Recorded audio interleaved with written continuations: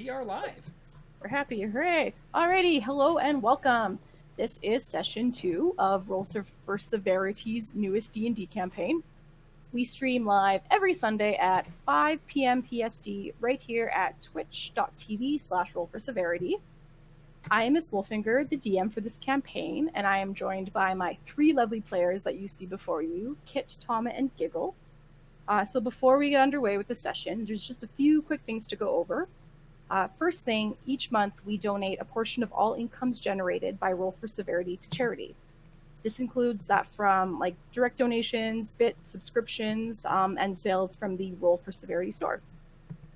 This month's charity is YES, the Youth Empowerment and Support Services. It's an Edmonton-based organization that provides low-barrier shelters, temporary housing, and individualized support for youth ages 15 to 20. It was the charity I picked, so I'm partial to it. You can check out their website at yess.org or find them on Twitter at yessorg. So having mentioned the store, the next thing is the store. There is a Roll for Severity store up on tpublic.com/user/roll-for-severity. And there's a link somewhere below the stream that you can click to check it out. And our last point is that this is not a pre-made campaign. We have varied rules, we use different player mechanics, and have in-game adjustments. So the rules will not always be as written. So fair warning, it's about to get super homebrewed up in here. And without further ado, let's get underway. To my players, what happened last time? I got a skeleton key. We woke up in the basement from Saw. Lots of goblins. There wasn't that many goblins. There was 4. Too many goblins. A couple of people genuinely surprised that we didn't carve open a goblin to get a key. Yeah, Nope, just... DM was also moderately surprised that rather than carving open the goblin, I just brute forced my way through the getting ourselves free. I may have underestimated your strength a little. Also my stupidity. Naroke failed to hit literally anything. Hey, I hit that door nice and solid. Okay, you hit the door. You did not hit any living thing. I forgot to nickname every living thing door. It's fine. I know what I need to do going forward. Capacity to evade you did very successfully. I also yeeted the my Great Maul, which I then had to go retrieve after combat. Yes. But then we went to a town called Black Falls, where we were very promptly accosted by Ginley Hess, who is now our employer. He's paying us to hunt down 5 artifacts to stop the Heroes of the Shards, which I now have just dubbed HOTS in my notes. Yeah, all right. They're trying to obtain the 5 relics. Ginley doesn't want them to have the 5 relics. Apparently, if all 5 relics come together, the world goes kaboom. So, or at least every living thing dies, which is practically the same thing. The wench is named Wench. Yep. That's what you remember, eh? Well, we also have Toad, who knows something about the special, but he won't divulge the information yet. You think that? Marsh did surgery on a goblin in possibly the worst sequence I've ever experienced in a D&D game. I think I remember he survived. He's doing fine. He survived. He was still unconscious. Checked in on him. Yeah, fine. I'm not That's super not the way I would describe that. He was living when you walked away. Marsh is more used to fixing inorganic things, if that makes sense. He wanted to try.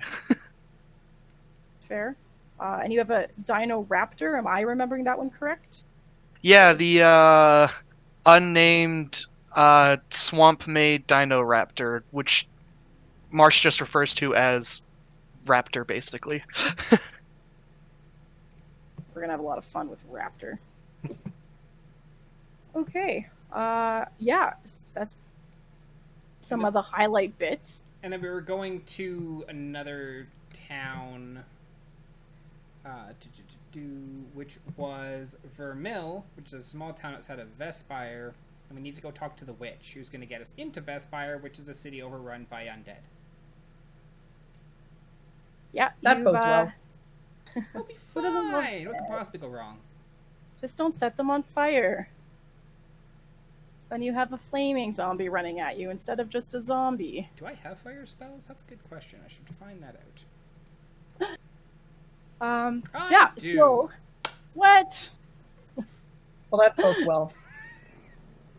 It bodes well for us all. Hooray. Too attached to my. Also, we managed to destroy a absolutely horrendous shirt. Yeah, What's this that's true. You destroyed that shirt on your own. That shirt got a Viking funeral. Yeah, burnt outside, like in a ditch somewhere by the tailor Melvin, I believe. Yeah. And I've replaced it with a series of equally horrific shirts, as seen here. Yep. Like, what was it, the fuck off shirt?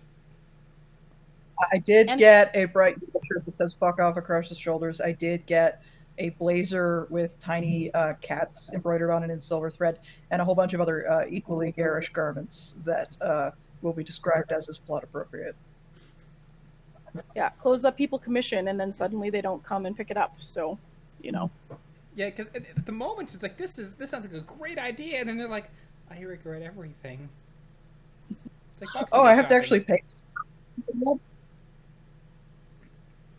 was that? I actually have to pay for this drunk idea I had. Apparently, not like you're short of cash. All right. So moving right along, in the town of Black Falls, which you are, I guess, leaving now. I don't think you guys have anything else that you'd like to do in the town before you go. I think we wrapped it up. I already collected some flowers, cleaned everything up, made my thing. I'm good to go. Oh, good old flowers. All right. So as you're starting to travel away from Black Falls, and you do have the map that Gimli gave you, you really notice that as small and like happy-go-lucky as this town is, it's pretty well established. Like the road out is super busy. There's often large like caravans, small groups, single travelers passing you along the way. Like it is a pretty happening place despite its small size. And so on the map, you can see that you have to travel through a forest, and that's where you're heading to now. It is called the Kashmir Forest on the map. And yeah, it's all good in the beginning. You know, the deeper you get, go figure, the more trees you're kind of coming into.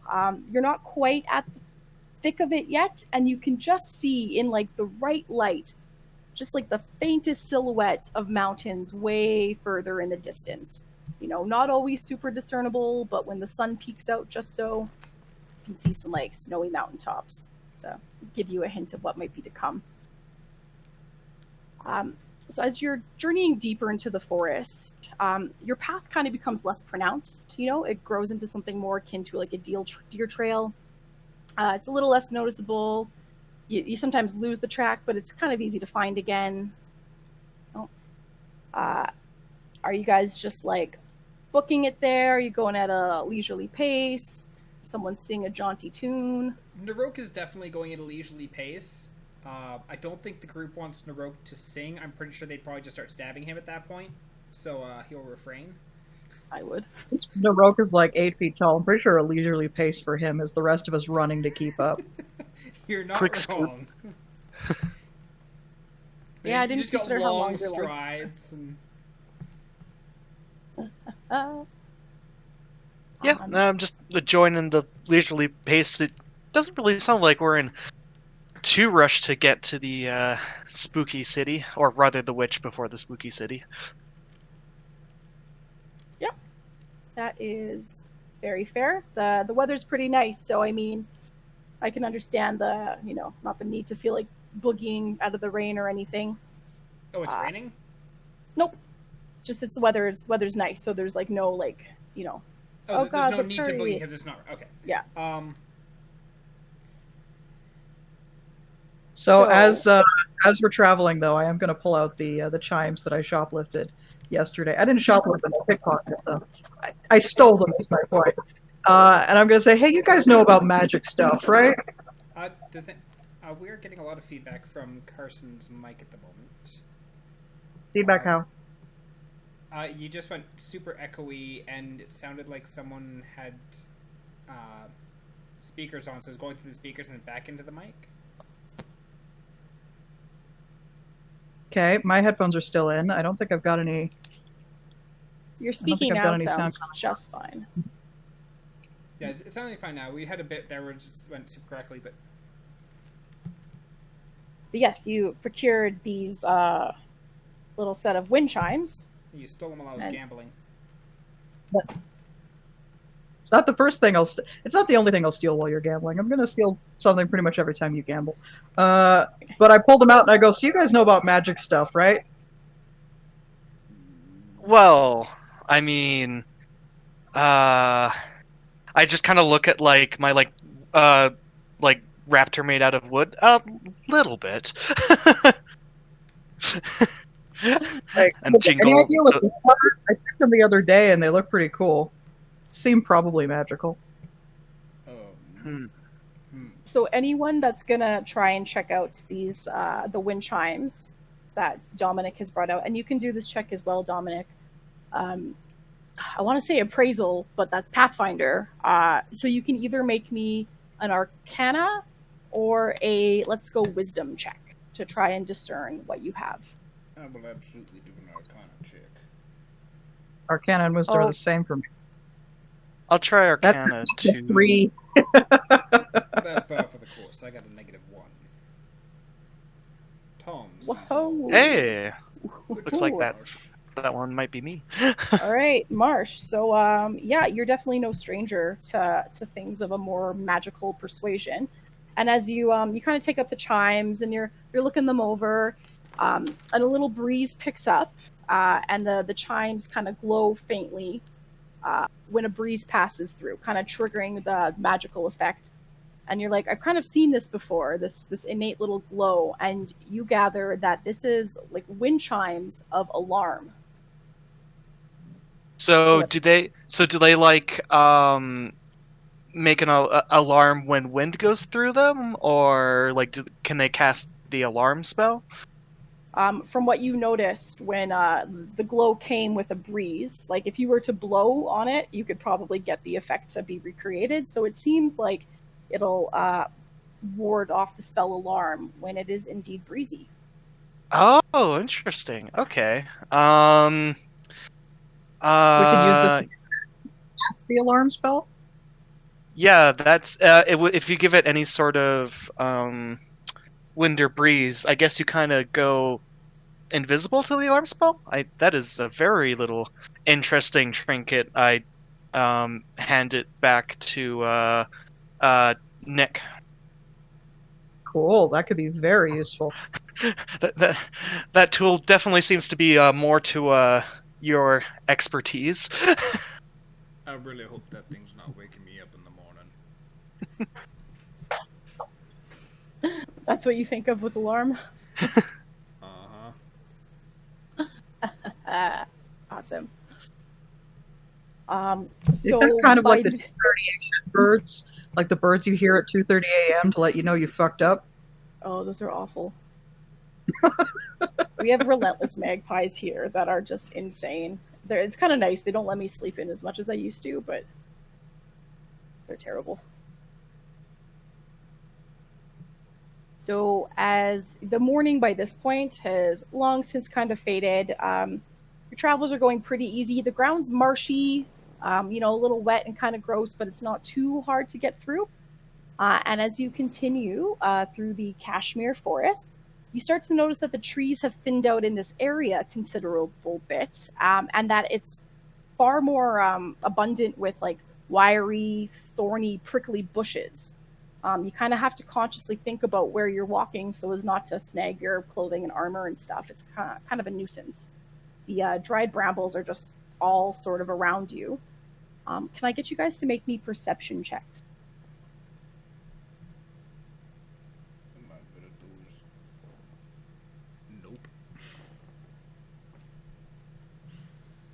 I currently 21. have a thorn in my boot, and I am currently attempting to like remove it while still walking. Just Awesome. hopping on the one foot.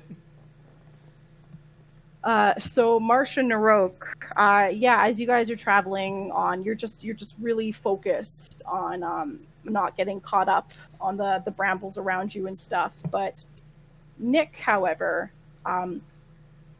it's kind of hard to discern, but you're noticing when you kind of stand still, there's like this faint kind of unnatural weeping that you hear. Can't quite tell where from. It's sort of like it's coming all around you. Just the slightest weeping. Like a human person crying. Yeah, relatively human-esque. Great. What great. Does anyone else hear a noise like someone's reading a really inadvisable tragedy novel at like 4 a.m? Just hear the sounds of the swamp. Somebody definitely crying out there. It's not my Huh. fault. All Do you right. want to go check it out? Can you hear where it's coming from? Question for the DM: does it sound like a child or like an older person or? I suppose not super childlike. Yeah, older, I suppose. You know, it's less of Okay. like a baby's kind of cry and just more of like a light wail of agony. Are we hearing essentially the witches from Left 4 Witches. Dead? Oh, no, it's less. That's a little bit more sobby. Okay. Like she lost her teddy bear. And this is more, I don't know, I guess like a banshee on a good day, I suppose. A little less screechy than a banshee, but just a long-winded kind of wailing weep. Okay. I don't know. People crying in the swamp is never a good thing. Well, most times people It's not a place you go to have a good thing cry. one way or the other. Like, again, Uh, a whole lot of people who are like, yeah, crying. Maybe some poor soul got lost. It happens out here. Listen, sometimes you just need a good cry. You're not wrong. But you block out some time and you go to somewhere private and comfortable and you just cry. This is not the place to do that, though, and I am concerned. But perhaps concerned in the way that... Naroke's just gonna quickly look around, see if there's anywhere like that looks like less thorny that he could try and sit down in. Do you guys see the map? Yes. Has that... Okay. Yeah. So this greeny blue kind of area on the map, that is deeper marsh, like wet, murky, gross water. And then the ground here is more solid, kind of just damp ground. So you can definitely find an area that's away from the deeper pools of swampy water to sit down if you want. As I'm taking steps, especially considering I'm a fair bit heavier and hauling a whole bunch of weight on my back, are like my feet like sinking into the ground? As I'm, like, They are. Not is so water much like... pulling up around my feet as I do so, though. No. From where you are, if you stay far enough away from kind of the swampiness, it feels mushy and your feet are definitely sinking, but not in a way that you would lose a boot if you try to, take a step. You're not going that deep despite your... Yeah, I'm just wondering, like, as like my foot is sinking into the mud, if like there's like the little ring of water around where my foot is. No. Okay. At least not where you are right now. Okay. I'm just kind of looking now, like pull my foot. Does this This is not a good place to sit. Does this swamp like remind me of anything? Like I'm just kind of like trying to like maybe search my memory a little bit and see if like any sort of familiarity at all. Nothing's pinging like this particular swamp, but you feel comfortable here. Okay. Yeah, I just kind of squish my lizard feet around and just it doesn't really bother Marsh too much. So, where is this crime coming from? Can I pinpoint a direction? I'm going to get you all to roll me a perception check. in before another nat 1. That's an 18. Never mind. I went from a nat 1 to a nat 20 on my perception. All right, jeez Louise. Very, very polar opposites there. I got the thorn out of my boot. I like to think you just had your like fingers in your ears. You're like, I don't hear anything. Oh wait, now I do. So Naroke and Nick, as you're just sort of holding your breath, kind of head sort of looking down, as if not looking at something will help you hear better. You're both hearing the weeping now. Marsh, you aren't quite picking up what they're sort of seem to be looking or listening to, and it sounds distant, but like it might be localized somewhere in front of you.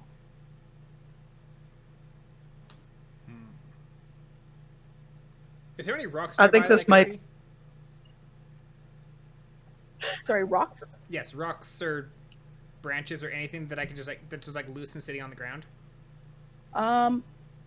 You could probably find some odd pebbles here and there. There's dead trees and kind of prickly bushes all around, so there's no lack of dead blackened foliage. Awesome. I'm gonna find a couple rocks or something like that, or like break off a couple branches and just kind of walk forward.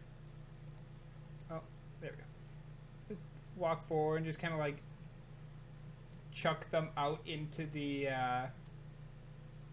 water out in here somewhere. Sorry, Nick. I see your plot. How can I throw rocks at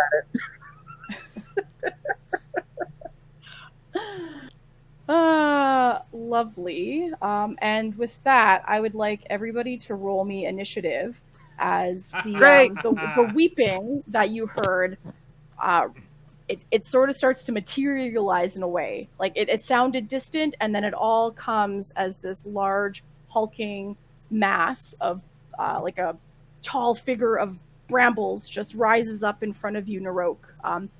Think Slender Man, but like thorny. I think I found it. You had to throw rocks at it. I found it. I wanted to just leave, but no, you had to throw rocks at it. And we got So it's like thorny and prickly, or is it just like a bunch of like branches and brambles and stuff like that? It is a humanoid mask that is made up of like thorns and brush. Okay.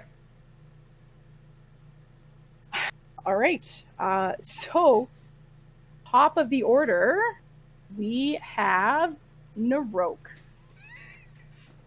Please hit it. Please hit it. Please hit it. Please hit it. Sticks and stones.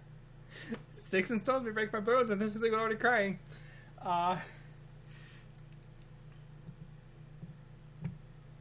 As I'm looking at this thing and like right in front of it's like, oh, there's no need to cry. I'm just gonna reach out and try and give it a big bear hug and try and grapple it. All right. Grapple the thing covered in spikes.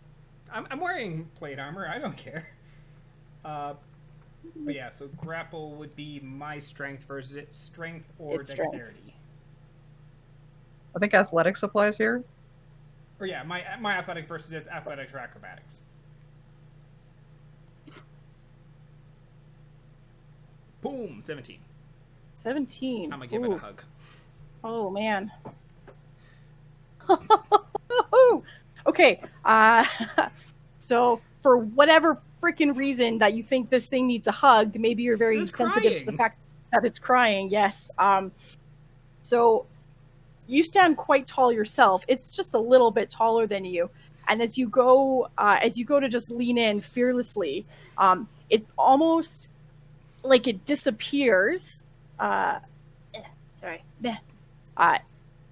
It seamlessly vanishes, not quite vanishes, but melds into the thorns behind it, and you're kind of left trying to hug at nothing that's there. And you definitely don't get your grapple off.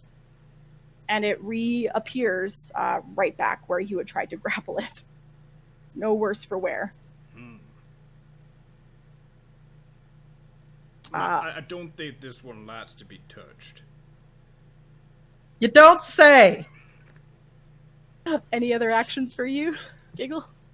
I think that is all mine at the moment. Actually... Oh no, that's... I have to summon it as an action, then I can use it as a bonus action at first. So, yeah, that's all my actions. Alright. Dominic. Alright, I am going to mosey up fairly close to this thing. And then I am going to hold an attack until it becomes openly hostile towards us.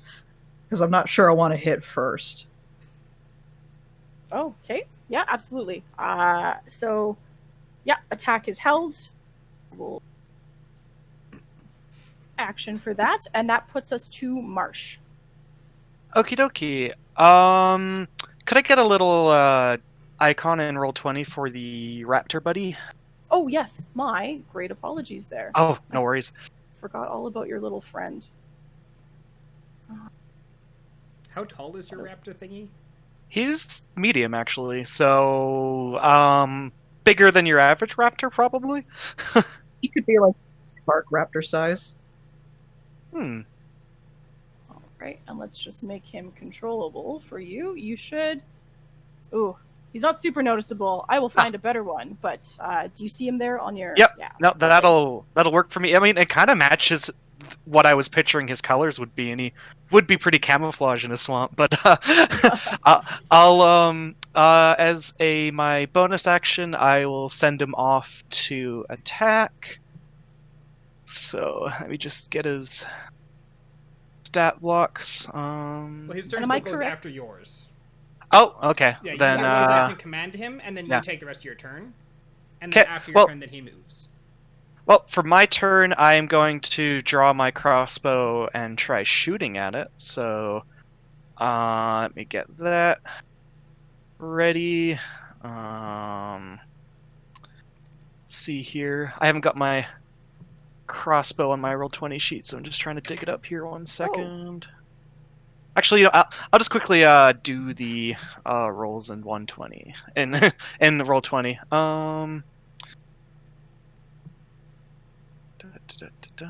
Okay. Sorry for the delay. No, it's all good, my friend. I missed your crossbow somehow. I gave you a battle axe and some other cool things. I have a lot of weapons. Okay. So that would be a roll 1d20 plus 4. Womp.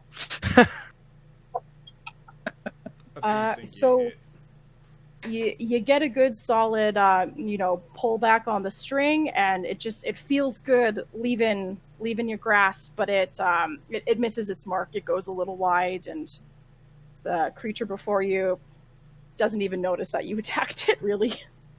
I'm a little bit rusty with the crossbow. I'll hope the raptor fares a little bit better. Okay, so that is also a plus 4. Okay. Okay. Yeah, I would say that's a hit. Okay. Now let me just get its damage out. Let's see here.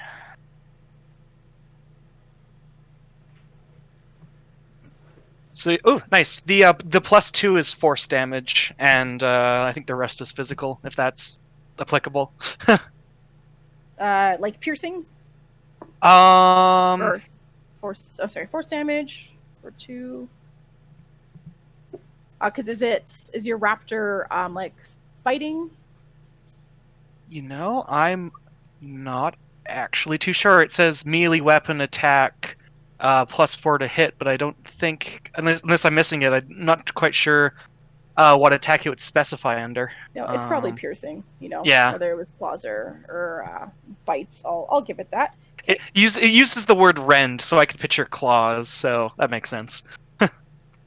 So yeah, your raptor buddy there gets a really good. I picture it kind of pouncing up on it, claws up, and then letting gravity kind of rake it down the body of the thorny mass in front of it, and you get a solid blow. Cool. And that will put us on. To be angry. You think? I just try to give it a hug. So this will put us onto the Wraith's turn. And because Raptor was so efficient at doing some damage, it is going to attack Raptor. Very sorry. I love Raptor. Worst comes to worst, I'll just make a new one. Does an 11 hit? No, it does not. Right on. All right, so it's going to try and give Raptor a taste of its own medicine and sort of claw down at it, but it just whips it. It goes too wide on either side, completely missing Raptor. And I'm guessing that sets off my held attack. It sure would. All right. That's a natural 20. Ooh, okay. The first time you've hit something with the sword part. Uh-huh. I think it is, yeah. All right, so that is 9 piercing damage, I think. Now, for the rules on sneak attack say once per turn. It's not technically my turn. So it's your call on whether sneak attack applies. It's kind of your, like, you holding your action. I'd say it's still your turn now, right? You're just waiting to take it. So. All right, so that is 9 plus 7, so 16 total piercing damage. Holy molies. All right. And you're attacking with which, sir? Your cane sword? Yes. Unsheathed, right? So, oh man. All right. So as it was kind of going down to slash at Raptor, you bring your sword up and you manage to just get a hefty blow on one of its kind of arm appendages, and you hear like the cracks and snaps as it just lands solidly and breaks off like the mass of its arm. It doesn't really have a face, but you imagine if it did, it wouldn't look very impressed. Oh wait, does important question, does crit apply to sneak attack damage as well? Like in terms of doubling the dice, it's an extra 2d6. Crap, I don't think it does, but let me double check that. Because I could be very much wrong, and we would love. I think it applies to you double the dice or double the dice damage. Oh nope, yep. If the You attack sure involves do. other damage dice, such as from a rogue sneak attack feature, you roll these dice as well. It counts. Yep. Okay, so that's 14 plus 9 is 23. Louises. Okay. I'm so sorry. So in addition to the arm, you got a really good downward strike, and you're cutting into what I think is its leg too. It's looking real pissed at you with its non-face face. I just point at Naroke and say, "He did it." I'm sorry, but I did Doesn't appear to not disarm understand. this individual. All right, and that brings us to Naroke. Well, in for a penny. I'm going to pull out my Warhammer. And do I actually hit a creature? That is a 7, so that is a no. Oh no, and the other one's 20. Yep. So, as Dominic got his like really, really sneaky held action attack off, you follow right after with your Warhammer, and you just get a hefty blow, but on the arm bit that was cut off. I hit the arm as it was falling to the ground. Yeah, effectively doing nothing, but you hit a thing. But it does make my lie look slightly more plausible. Just my blatant lie. Oh, this does not bode well. That being said, Naroke wants to try and hit something for a change, so I'm going to activate my... what the heck is it called? My War Priest feature. When you use the attack action, you can make one weapon attack as a bonus action. So, I made the attack action. I didn't hit, but I didn't have to hit. So I'm going to take another swing. And let's see. Round 2. That beat That was a 13. a 13. So a 13 does not hit, unfortunately. Whack, miss. Go on. Just take another swing. Nope, still hitting the arm on the ground. That arm is not getting up. I got this arm covered. Don't worry. All right, Nick, it's back to you. I have immense regret as to my combat companions. Oh, that's an 8. That's not gonna hit. Oh, we're back to nope. par for you not hitting anything with the rapier as well. And you do hit the Offhand, cane sword. 60. All right. So with your cane sword, it is indeed a sort of a miss there. It managed just to kind of just lean back a little, avoiding hit. But with the offhand cane sword, you do land a hefty blow upon it. Roll that damage. Cool. So that is 5 bludgeoning plus sneak attack, an additional 9, so 14 total. All right. Yeah, it's interesting now that you're in combat with it. It almost seems to be more.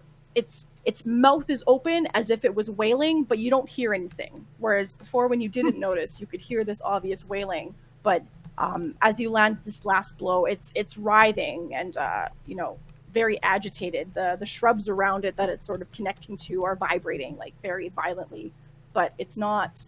You don't hear it cry. And I believe that brings us to Marsh and Raptor. Ooh, okay. I'll shoot another crossbow shot. It's the exact same number as before. 8. Okay. Before, when you shot, you went a little too far to the right, and to correct, you kind of adjusted yourself and went a little bit too far the other way. So that is a miss, unfortunately. I'll get it one of these days. And now I will tell my raptor to give it another go. Really, I forgot to add a couple numbers in my last attack, so yeah.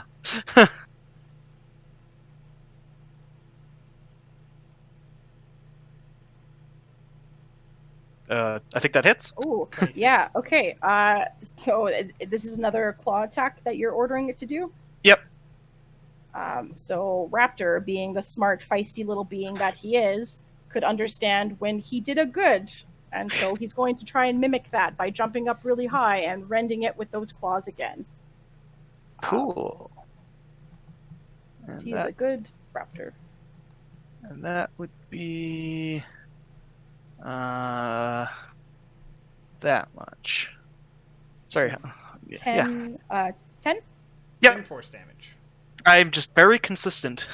Love it. Love it. So am I. I've consistently equated the exact same amount of damage in every fight we've had so far. I wonder if it's going to get angry at you yet.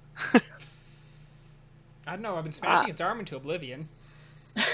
Well, I know at least one person on the battlefield is incredibly angry with Naroke right now.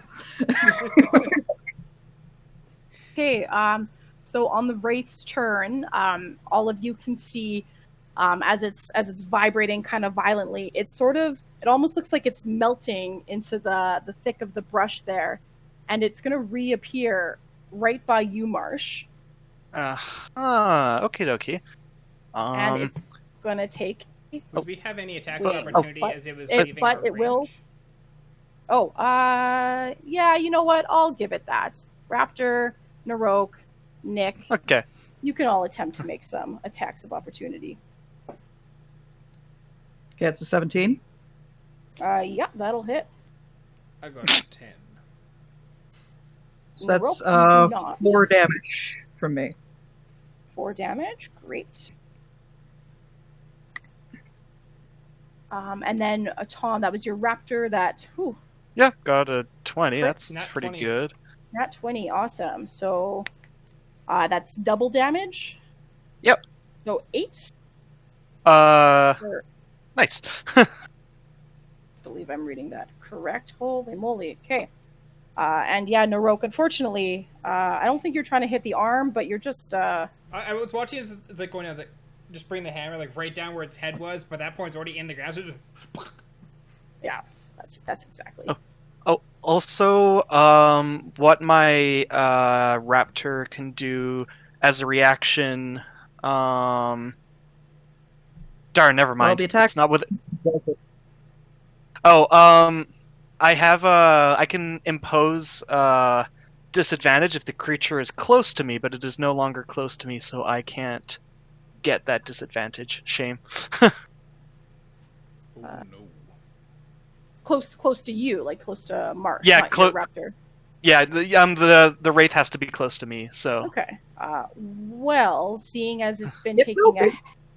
hefty beating on its turn, so as it kind of melded back down into the brush that you see before you, it does in fact reappear right behind you, Marsh.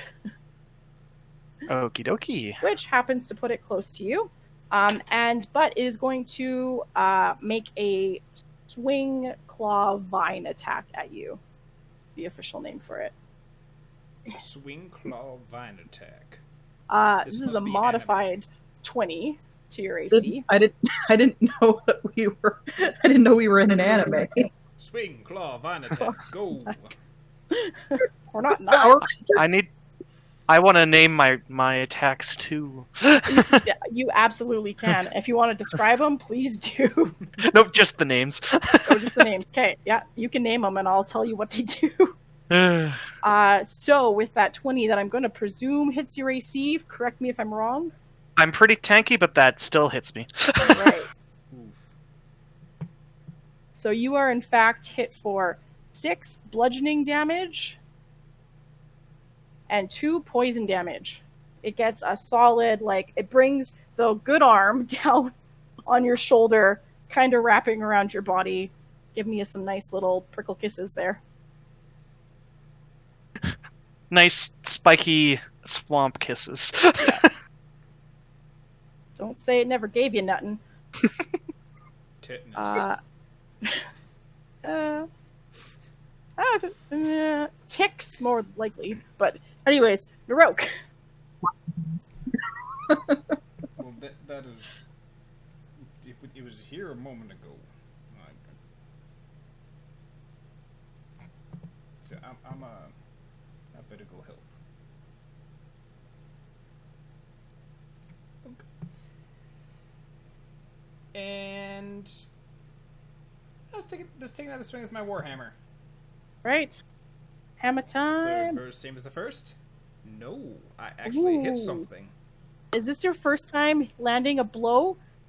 I hit that door in the first session fucking hard. Don't give me that bullshit. You got me. All right.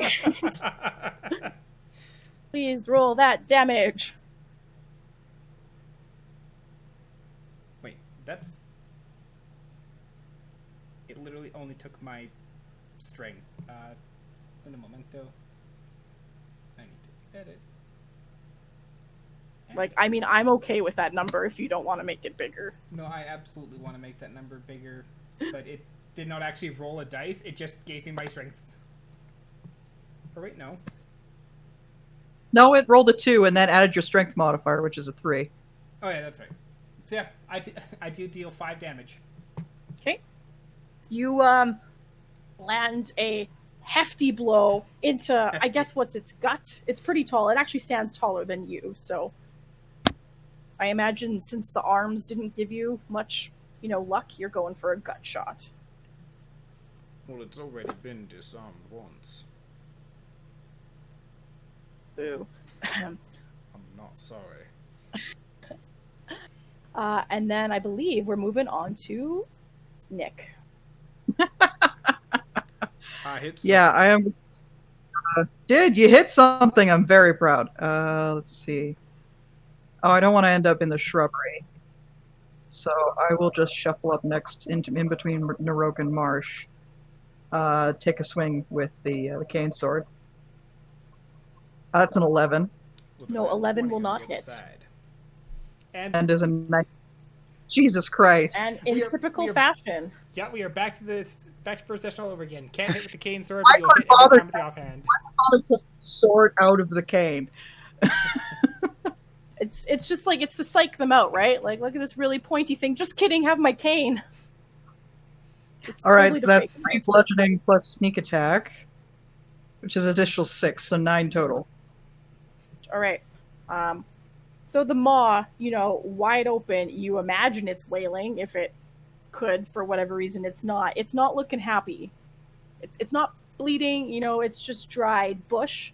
But you get the sense that you're giving it a beating of a lifetime. I was so absolutely shocked that Naroke hit something. Yeah, don't worry, Naroke is too. He's just kind of standing like looking at his maul, just like, I hit it. All right, Marsh and friend.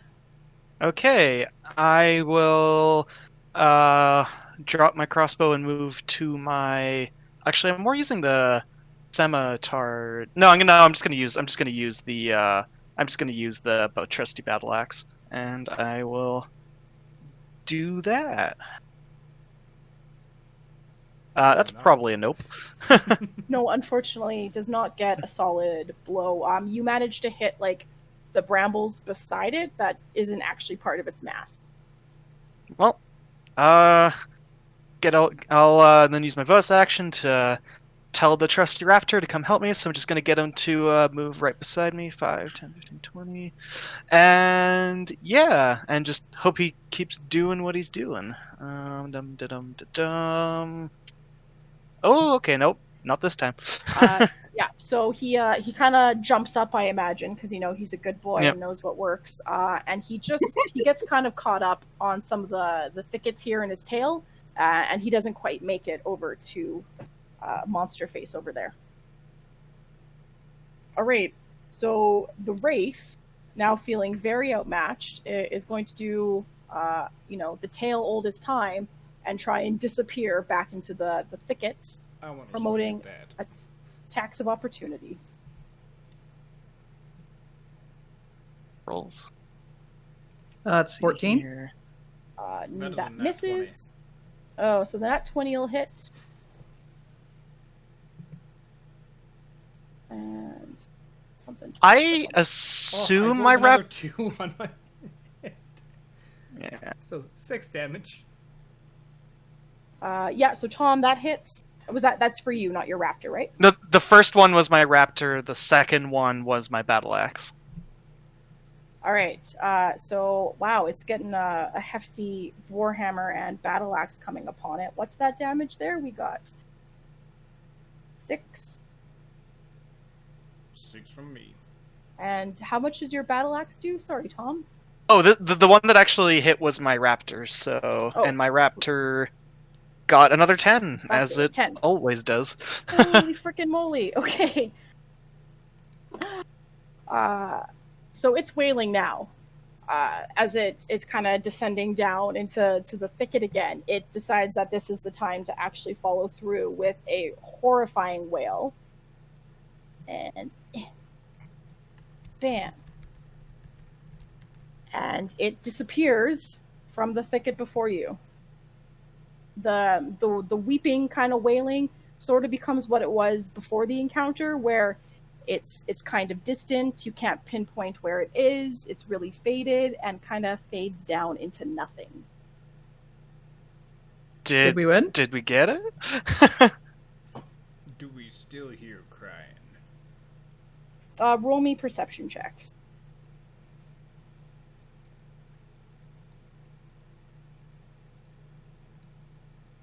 It's a 6.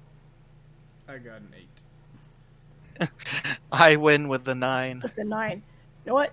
You think you killed the crap out of this thing. We don't. Well, yeah. I guess. We don't have to worry about that anymore. Yeah, I vote we get the hell out of here, because this swamp is creepy. What does the map say? How much, is this the right... How much further do we have to go? So Ginley had suggested that it was about a 3 days journey, and from looking at the map now, you think, despite your leisurely pace, Naroke with your long legs, you've made some pretty good time. So you figure you're maybe just over a day's journey out, but the sun is definitely setting. Daylight's kind of burning, and it might be wise to start thinking about making camp. Whether or not you want to do it here, very much up to you. Maybe find someplace a little higher ground, drier ground. Well, I suppose. I think the moisture is rather good for my scales, but if you wish, we can find somewhere else. Okay, so the trail that you were had traveled on to get here is pretty easy to find once you get through sort of the marshy, wetter bits of this forest. And you're pretty sure you're still heading in the right direction. I mean, all seems well. Can I get you guys to roll me perception checks to find a decent place to hunker down?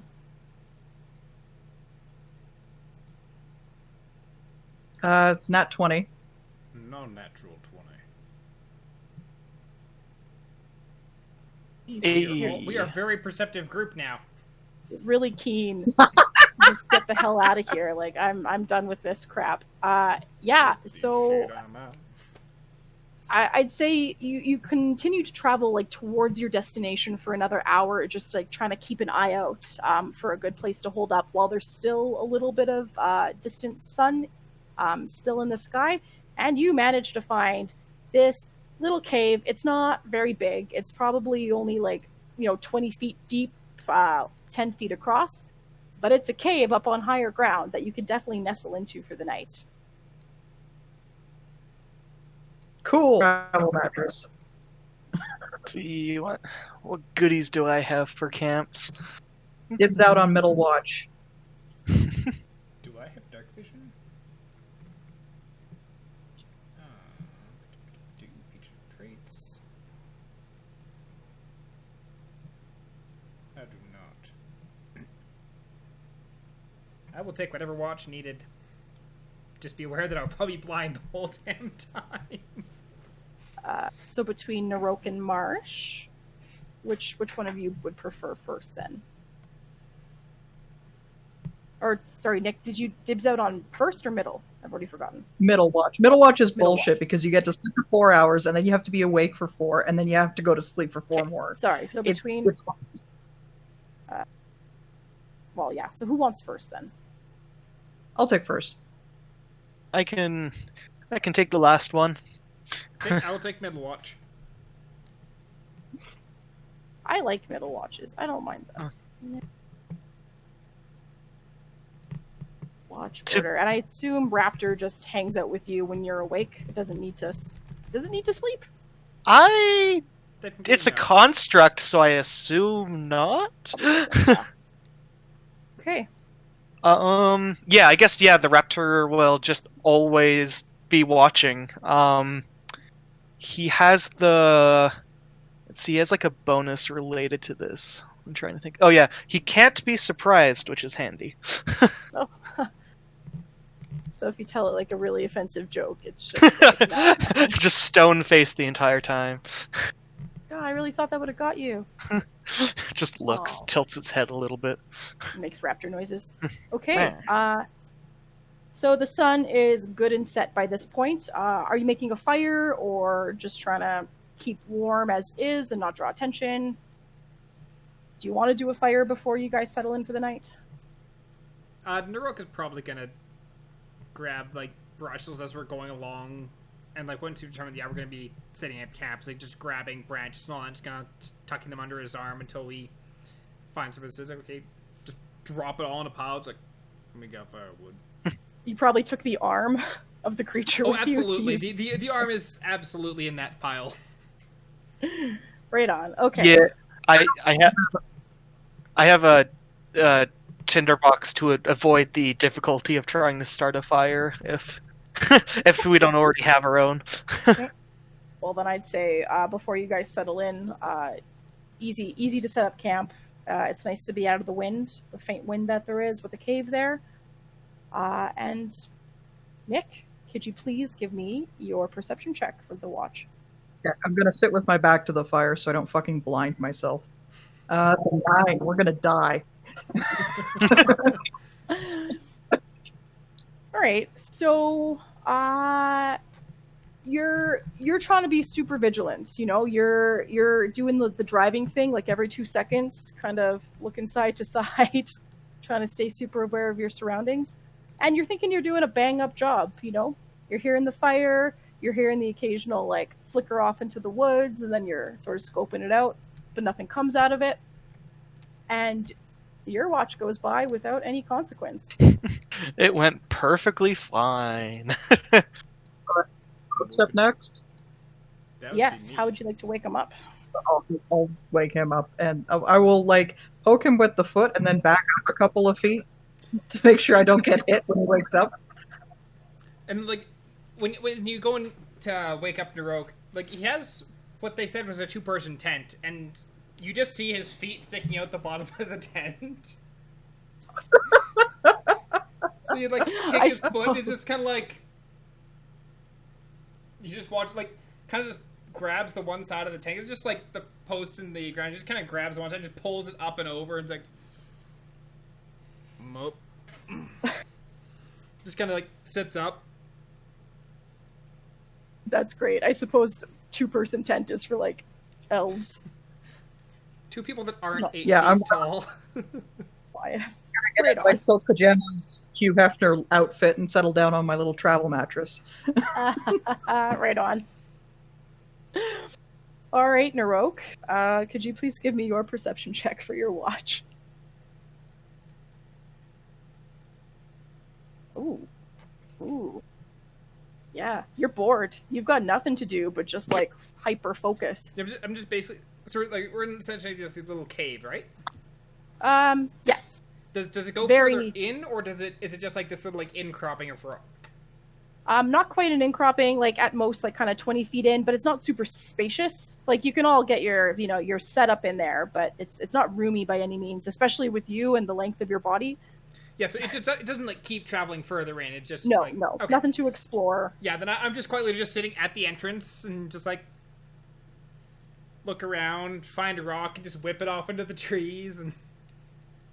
And you do, partway through your watch, you can sort of hear like a faint buzzing, not nearby, and you're almost thinking maybe it was like the wind, as the wind buzzes, but definitely there's something a buzzing.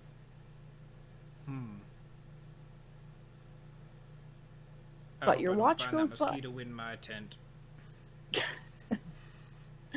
Do we have stats for a dire mosquito? I could make stats Yes. for dire mosquito. I think it's called the street dog. You're right. All right. So buzzing aside, your watch goes by, without any sort of trouble. Okay, gonna go walk over to the raptor and just be like, kind of like jabbing in the side, but it's like, wake up, Marsh, it's his turn. And then I'm just gonna go and like grab my tent, just kind of like flop it back over me. It's like, Trying to think like, okay, it is friendly to you and your companion, so I guess it would listen. So I guess it just kind of mosey on over and just very robotically, lightly kick Marsh. Marsh kind of groans, stretches a little bit, and then goes to the cave entrance. And yeah, I guess with my raptor, we'll look out. Yeah, just into the surrounding area. I don't have dark vision, but my raptor does. oh god, dude, none of us have dark vision. The robot Hence the does. fire. Oh, we're in for a good time. And yeah, I guess, do you want me to roll for perception? Yes, please. Okay. Yeah. Okay. So you got your little buddy there to help keep you awake, something to focus on. Do you tinker with him each night to try and like not really fix him. I don't think he was really hurt, but do you tend to focus on him or only when he's like flat out busted? Yeah, no, I think I'll only kind of really focus on tinkering on him if he's like in need of repairs. If he's in tip-top shape, I'll generally just kind of leave him as is. So, yeah, it's kind of, I imagine how it would go is just me and the raptor just both blankly stare out into the surrounding area, and we don't like talk to each other or anything. Okay, all right. Okay, well, as you both blankly stare, just enjoying the silent reverie of your company, Basically. your watch also goes by without any sort of problems. At some point, you kind of feel like you hear like the faint buzz that's just really passing by. It's like sort of thing, but you can't really. It's gone as soon as it came, and you can't really pinpoint. I assume it's just a big bug or something. Right on. Okay. And the night goes by, beautifully, silently, serene, buzzily. No one died. No one died. Call that success. So, on a scale of 1 to 10, how kind of morning people are you?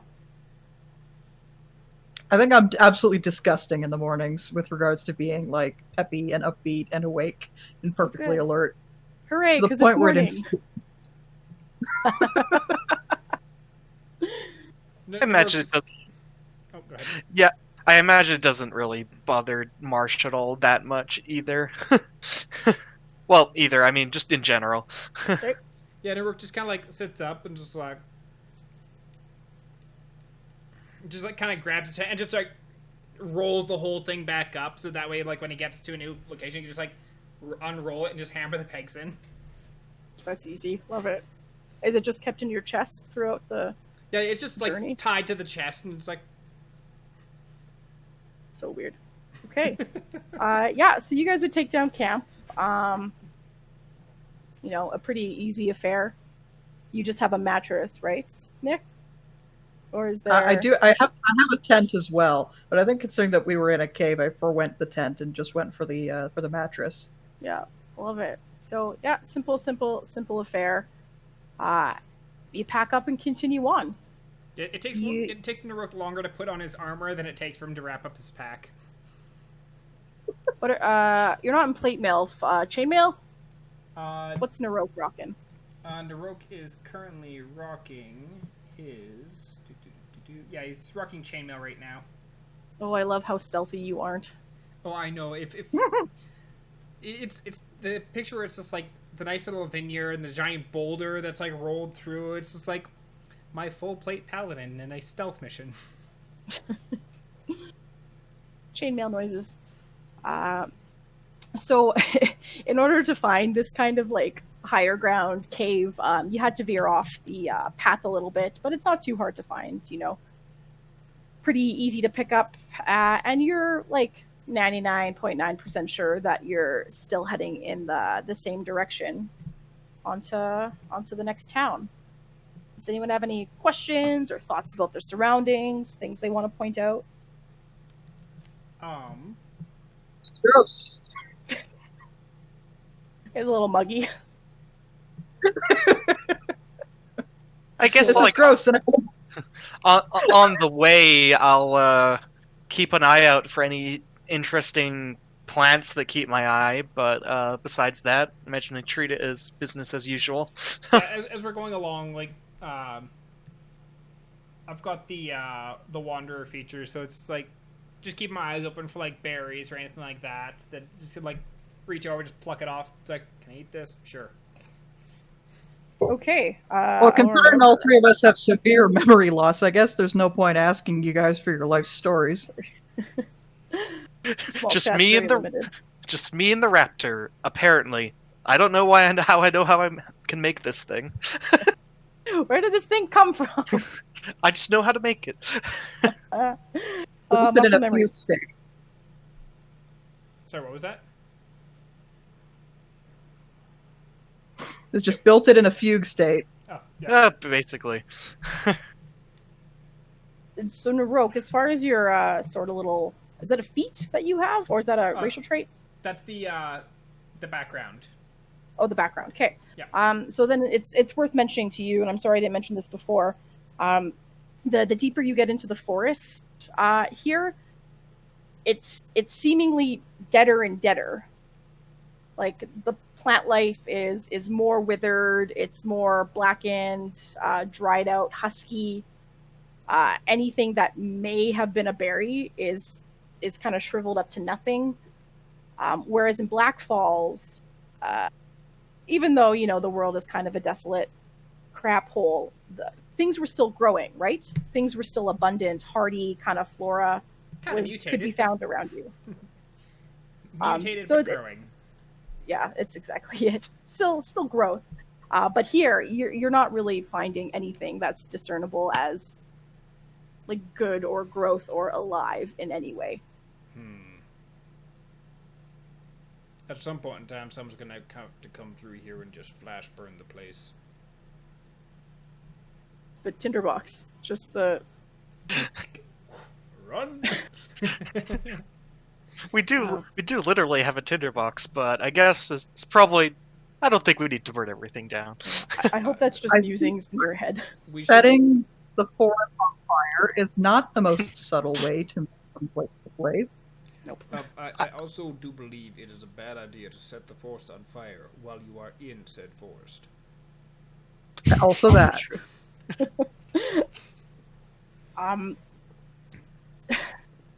All right, you guys are continuing on, not setting the forest on fire, which is really good. Congratulations, Smokey would be very proud. We really thought about it, considering all the options here. Yet. Well, in theory, you want to go back the way you came. Anywho, so Marsh. Hey. Even though I just finished telling Naroke that with his wanderer feat, there's really, really nothing that stands out as living through this forest. As you guys are continuing southwest, a little like kind of not a flash, but some white kind of catches your eye, and you sort of head off in that direction, and you find just a little bit of that. I just picture like we're just walking. I look and I see something interesting, and then I immediately just go off the beaten path. Yeah, just a 90-degree turn. This way now. Bye. Do you guys think you probably noticed? Yeah, he's not being subtle, I imagine. Lost the lizard. And you're not going far. It's like 15 feet. You just kind of barely caught it, and it's because you've seen it before. And you see another little patch of this kind of whitish flower, sort of with kind of attached to vines, kind of. Oh, that's not ominous. If I remember correctly, these white flowers had some sort of beneficial property, though I think I forgot to write down. I don't know if I either never figured out what they did or I never wrote it down, so I don't remember if I remember what these plants do. You were able to discern that there was likely something like beneficial in its properties, considering that white is often, I don't know, a good, healthy color for plants, maybe? It's either my gut feeling is it's either healthy or super, super poisonous. Yeah. So you didn't know. You were just trying to make your best guess last session. I will spend some time gathering some more. I find this kind of rather interesting. Maybe the next night I'll start experimenting a little bit. How much of these flowers can I feasibly gather? This one's it was a smaller patch than before, so there's like 3 flowers. One of them's quite small. Cool. So not a lot, but amidst the sea of like dead, blackened foliage, it popped and kind of caught your eye there. Now, what do they smell like? Oh, have you ever smelled chamomile tea or daisies? I've smelled daisies for sure. I don't remember the smell of that tea. Okay, I think chamomile tea kind of smells like daisy farts, and that's sort of what that smells like. That kind of icky. Because if you've smelled daisies, you know that they don't really smell that nice. Yeah. So, well, Oh well, even if they don't smell the best, I'll try to appreciate them. And yeah, I collect all of them, and I don't know, just head back to the group with a handful of flowers. That's beautiful. They're not rancid, just a little funny. Leave only footprints, take only photographs. I just kind of like offer one of them to like the you two. It's like, if any of you want one, they're kind of cool. Naroke's just like, sure, he takes it and just automatically just sticks it in his mouth now. I proceed to then scratch my chin a little bit as I see him eat it, more curious to see what's going to happen than anything. You came and offered me something. I figured it was food. I don't think it's bad. I just have like a weird. Like? Is it safe to assume that Naroke? Sorry, Nick, did you take a flower? Oh, I did not, because I only offered one, and Naroke just took it. So there is only. Naroke, could you please make me a Constitution save? Well, we're gonna know whether they're poisonous right away. Constitution 12. Okay. So it doesn't taste good. It's tingly in sort of a way that's almost too tingly. It's not flat out painful and burning. My tongue's numb. Yeah. Like an allergic reaction without the swelling of the throat and whatnot. It's not pleasant. Marsh just kind of like rubs his chin with his claw and goes, "Very interesting. Thanks, Naroke. I was really wondering what those things do." Science. I advise not putting this stuff in stew. It tastes awful. Maybe they have some sort of medicinal properties. There's so much to figure out. I assume you kind of shared the tongue numbness, and then I guess maybe there's some healing property to them, or maybe I'm crazy. My tongue is numb.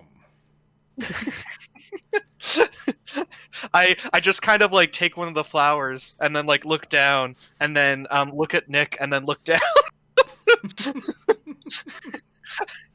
And then I guess it's like, you want to try it? Nope. Oh, okay. And yeah, I just kind of put them in my little bag and continue onward. Great. I gotta love science. I was not expecting that, but that is probably more valuable information than I'm going to get out of these flowers. I want to point out to everybody that with the memory loss and everything, we have no idea what any of us are allergic to. At you. Oh yeah, legumes. I'll die a horrible death if I eat peanuts. Am I afraid of bees? I don't know yet. We'll find out. All right. So, pretty flowers aside, you're continuing on. Pretty sure you haven't gone backwards. Just setting out, all gung-ho. Or at least as gung-ho as Nick can muster while he's kind of muggy and slightly damp and, attempting to keep up with the giant. Yeah. Deeply unpleasant out here. How long until we're back at some find out soon. The air here, so as you notice as you keep traveling, it's starting to feel kind of heavier. And while it's not foggy per se, the world around you is sort of starting to have this kind of grimmish sort of filter to it, where like a fog is kind of heavy and low to the ground and kind of noticeably foggy. This is as someone like put a tinted filter up to your eyes. So it's just like a giant haze. Yeah. Thick sort of miasma to the world. Couldn't witches live a little bit closer to the road? No, that would defeat the purpose. Yeah. Why else would you become a witch? Except to like stow away and not be around people who suck. Why would you be a witch? Even lizard folk don't travel this far off the beaten path. I'm just gonna kind of look around. It's like, wait, we're off the path now. I thought we were. Well, I mean, far enough than what I'm used to, and what I'm used to is that inn. Yeah. Okay. Yeah, this is not the path well traveled on. There, as kind of mentioned, you're seeing no one, right? The hustle and bustle back in Blackfalds is nowhere to be found in this forest here. You are very much on your own, and kind of obvious. The path isn't very good. You wouldn't want to get a horse in here. As we're walking along, can I do a perception check for like any kind of movement in the area or anything like that? Oh, you sure can. Anybody can, in fact. So I gotta juggle the cat while I perception check. I see time. Hey. I see. Right. Both Marsh and I can see time moving. So apparently, I like how Marsh rolled a natural 20 and a natural 1. yeah, polar opposites. Good thing it's on disadvantage there, Marsh. Hey. So specifically for movement for you, Naroke? Yeah, and any kind of movement in the area, aside from us. So I guess Marsh and Naroke, it is painfully obvious to you now that they're what was once kind of signs of life heading in on the first day. You're not really hearing, seeing any movement, not hearing any noises. It just seems dead and quiet. Is there? Have I seen any glimpses more of those flowers recently, or is it still? Nope, not at all. Nope. Nothing of the flowers. Nick, yeah, you're taking in your surroundings. The sky is cloudy, but not with like white fluffy clouds that are fun shapes. Just a solid grayish kind of hue. Is there any water sources I noticed nearby or on the way at all, or?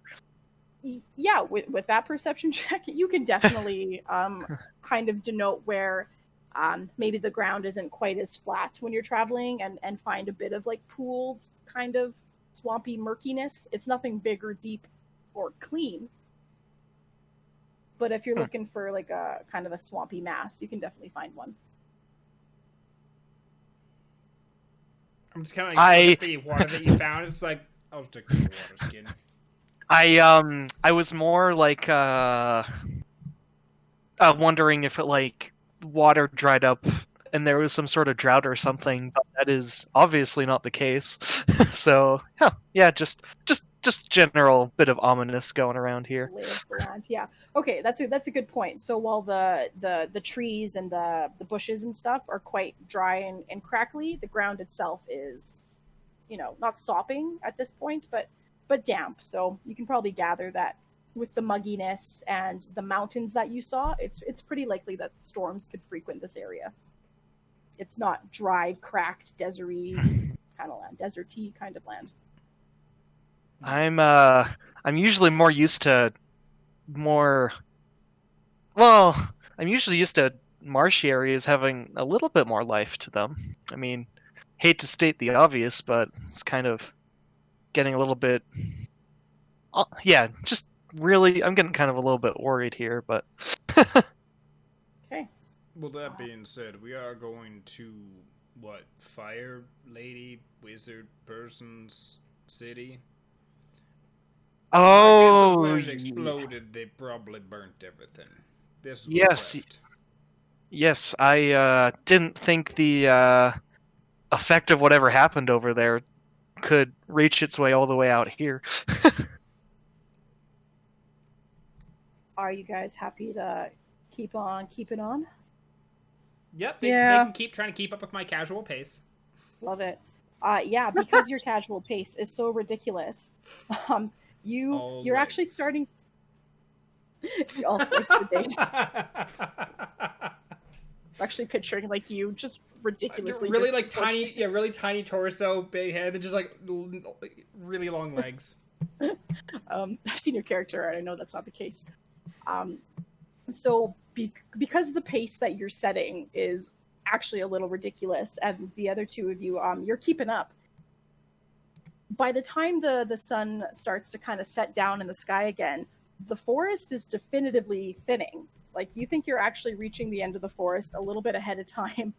Huh. What with the Goliath and his stride. The land is getting a little bit flatter. Like, not Saskatchewan flat. Like, there are hills and valleys, but it's not so, like, mushy, bribbly, brambly as the forest was. It's easier to traverse. Yeah. And when you cross through what feels like the end of the forest, you can see this massive blackened aura of what was probably the fallen city. It's dark and thick, and you can't see through it. But it's a massive black, just kind of sphere of dark energy. And it kind of permeates all around it, gradually thinning out the farther it gets. And that sort of explains that kind of haze that the world sort of has.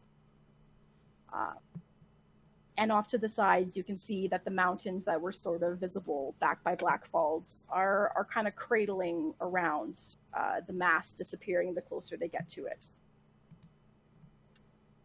Well, that looks like something we should definitely go into. Did we go too far? I think we went too far.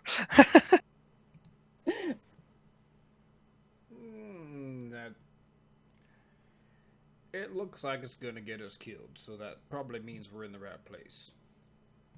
We could give it the old raptor test if anyone's really that curious. What's the raptor test? What's the raptor test? I tell my raptor to run through that that blackish wall and see if it can come back. It will take your raptor a while to get there. You can see it because it's so freaking big in the distance, and the area is kind of flattened out before you. So it's far, but you can see it, kind of like if your dog ran away in Saskatchewan. Ah, I see. It would get very far, and you could still see it. That's a test you could do with raptor, but it would take a while. Oh, then I still mention it, but I don't say it very seriously. So when we get closer, you can send your raptor into play. Yes. There's about 2 hours-ish kind of left of light, and you've come through the forest. So it's up to you guys if you want to kind of camp out here now that you've passed and survived Kashmir Forest, or if you wanted to maybe try and carry on to the town. How far away is the town? Considering how good of time you made, it's probably 4 hours away. All right, what time of day is it? It's getting to be late evening. Not super dark yet, but not a lot of light will be left. I'm not sure I want to travel by night around here. Do we see a good place to make camp anywhere? I guess might as well do if cool with you, I'll do either a survival or perception check. Whichever is survival based on wisdom, whichever you prefer, really. Darn, they're both tied. I guess I'll pick survival this time. Well, should have done perception.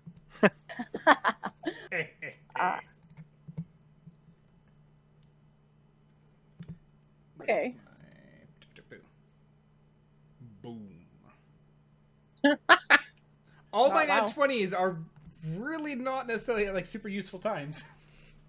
And I love the amount of nat 20s and also crit fails that are being rolled. In the forest, you could find kind of higher ground and a cave to hold up in. It's just pretty flat here. There's no good hills to kind of keep your back to. There's nothing that's kind of saying like, wow, this is a really good vantage point. It's just flat. Just flat, dry road. With, again, kind of no signs of life. Great.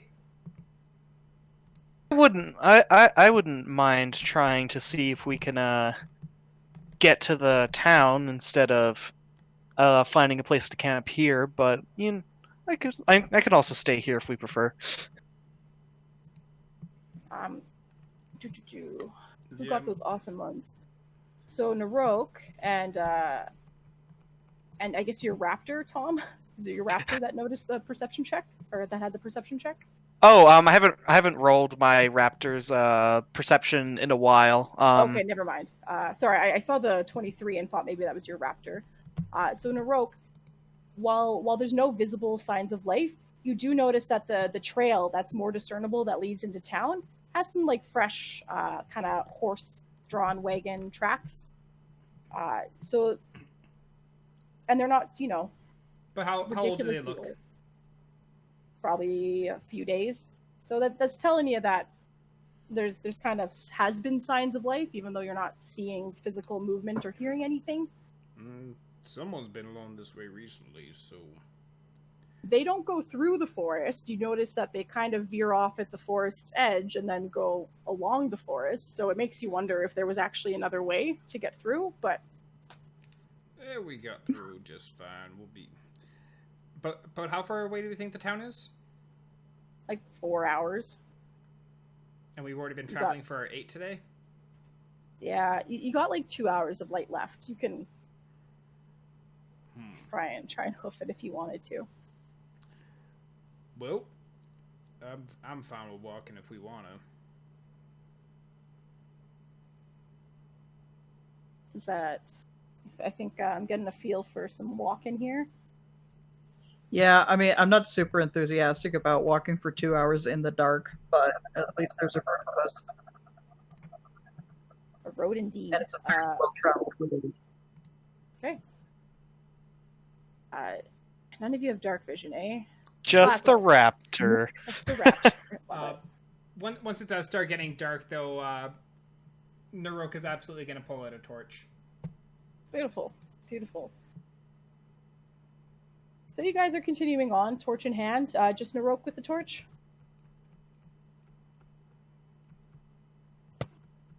Yeah, just Naroke with the torch. It's all good. It's more than enough light to keep on the path, on the journey into town. And it's pretty uneventful, despite how dark it is. Or I guess not a torch, I have a lantern. Lantern works. Yeah. The lack of signs of life that you heard coming kind of out of the forest, still sort of there. You know, there's no bats flying, there's no crickets chirping. It is just pretty dead as far as the journey goes. But in the distance, it's kind of hard to see, and Marsh, Raptor is gonna sort of perk up a bit. You know, he's not raptor growling or anything, but Yeah. he can sort of sense this before you guys, and eventually, with the help of your lantern, you do notice that there's another person heading your way from the road that you're traveling on. It's not that funny, Ian. So, as he approaches, background, your funny roommate, as he approaches, because I assume you guys are just going to keep on.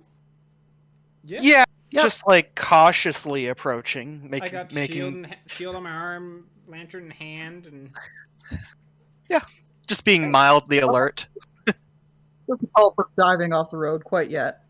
Okay. Not yet. So it's dark at this point, so you're not really able to discern features until he's pretty much right up on you, and he appears to be a human male with short brown hair. Very clean shaven in sort of light leather armor, but no weapons that you can see.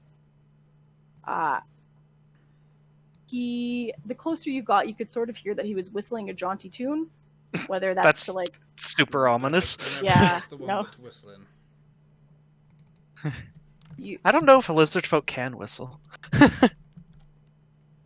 I wonder. I can't, so I mean it's not boding well.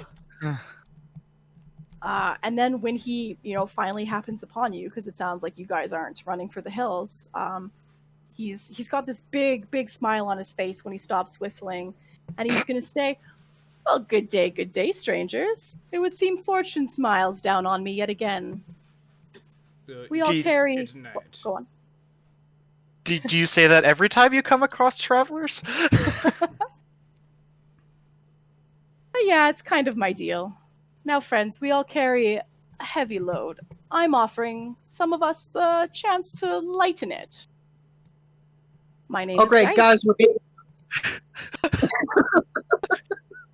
Okay, so what did you say, Carson? You cut out a bit? We're being mugged. It's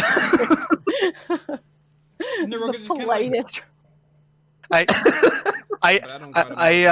just try to ignore the obvious foreshadowing he's trying to do, and it's like, well, traveler, how reckon you say the roads are tonight? I'm just trying to change the subject and saying, hey, we're looking for a town. Are you familiar with it? Oh, very much so. I just came from there. The folks in town I visited were no fun. They only want to survive. How boring. As So opposed to strange. wood. Perhaps you would like a chance at some enjoyment with no risk to your life. And then with like kind of a flourish of his hand, he fans out some cards. Oh, you want to play one of those card games? That sounds kind of fun. Yeah. Oh, Dark Mirror. Do tell, what card game do you partake in, traveler? I'm pretty partial to nouveau rich myself, which is just a fancy way of blackjack. Do you guys want to play blackjack? As we're in the middle of this dead forest on this spooky road close to night, or already night, I don't see why not. Blackjack with an obviously shady person on a dark abandoned road in the middle of No connotations there. I'm down for some blackjack. possible outcome here is good. Can I insight him? Oh, you sure as shit can. Good. This is probably not going to go well because insight is definitely not one of Naroke's strong suits. I got a 10. That's probably 10 times better than what I'm going to get. Where's insight? Oh, actually, I am good at insight. Are you going to insight him as well, Marsh? Nah, I want to play I blackjack take with that the back. guys, so... Love it. This is a swell guy that wants to play cards with you guys. I find this Marsh finds this very entertaining. How much is your wager, sir? Couple silver, maybe even a gold. This is great. 2 gold, in fact, my friend. 2 gold. These are trying times. That's pretty steep, but you know, we recently came about some cash. I don't see why one game worth 2 gold is won't cost me too much.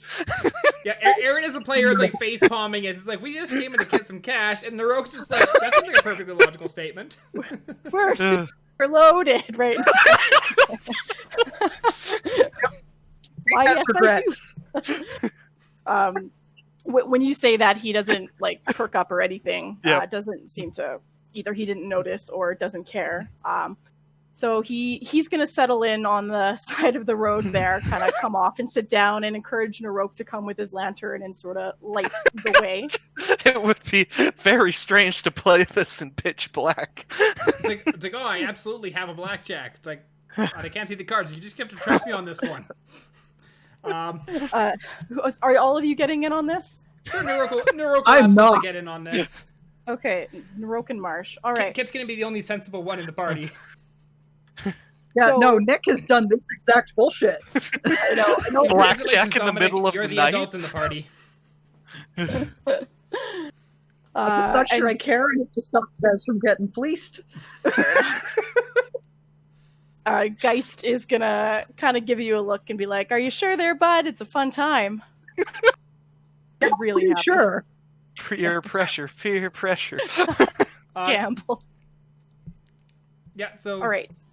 I'll basically walk over and like take my chest off and back and clunk it down and sit on that as a seat. And it's like, okay, it's 2 gold. Well, that's unconventional. Yes, 2 gold, and he will procure 2 gold and kind of put it by your lantern to show that he's good for the monies. Okay, I put the 2 gold down in front of the lantern as well. Lovely. So the way that this is going to work, we're all going to roll on a roll 20 here. So we're each going to start rolling a d10. And so ones can count as 1s or 11s. And so then you will roll, like, hit me, you will roll another d10 and add that on. And you are trying to get to 21. Okay. If you go over 21, you bust, you're out. So yeah, this is like blackjack, but technically with less face cards. So Yes. that would change the meta a little bit. Cool. Yeah, it's not. Yeah.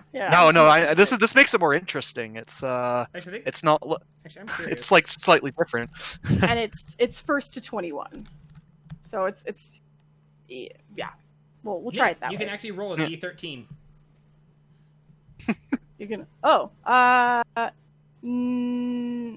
I was just curious whether you could actually just roll just like whatever numbered dice. But Okay. It's like, Neat. No, I'm not breaking your rules. I'm just like, it's like you can I? shit on the fly. As I was just like, hey, this is like a slightly different but interesting version of Black Deck. Now let's get out the real cards. There's like a deck widget in Roll20, but I haven't actually tried using it. Is there really? Yeah, if you go Yeah, to there the like the hamburger menu on the top right, there's like a deck section, which I think if you press show, you can treat it like a deck of cards. Though again, Oh. haven't used it before, don't know how good Neat. it is. Well, we won't use it obviously for now. I'll look into it. That might be more fun than this. But Meat. Okay. That is good for me Alright. to know as well. Geist reveals his first card, or like from the deck. It is a 6. Okay. Well, I'm watching guys. I have a 5. Darn, I'm losing. Hey, I have a 5. And then Geist I'm is gonna tied for hit. second. It's gonna hit again. So he's sitting at 13. I'm bad at math. 13. Okay. Gonna roll mine. 7. So I am now sitting at a 12. Okay. Ooh, Gonna those are get a hard numbers. 7, 2, 3, 8. Okay, that's still pretty good. So Geist has said, "Yep, in for a penny," and he's gonna hit again. Oh, yeah.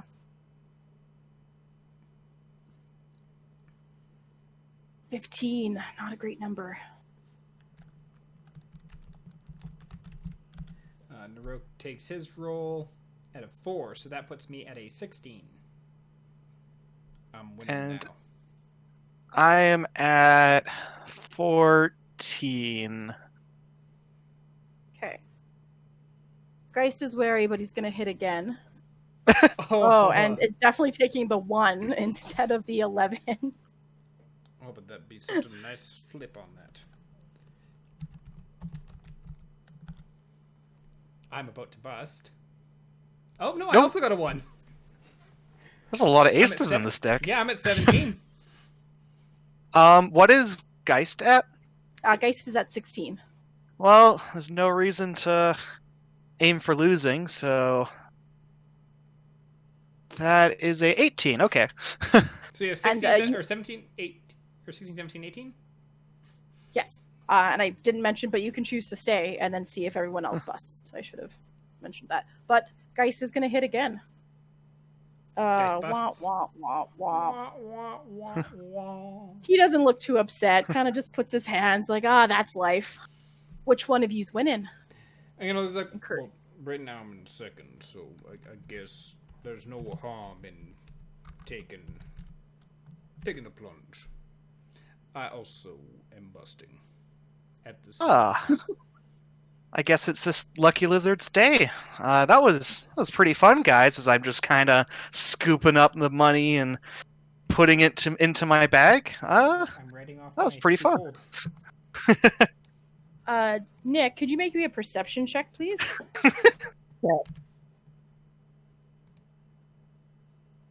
That's a 22. Ooh, that's really good. So you just happen to notice there's kind of a he's got a not a fanny pack per se, but a sort of satchel bag around his waist, and it's kind of open, and there's like a heavy box sort of peeking out of it.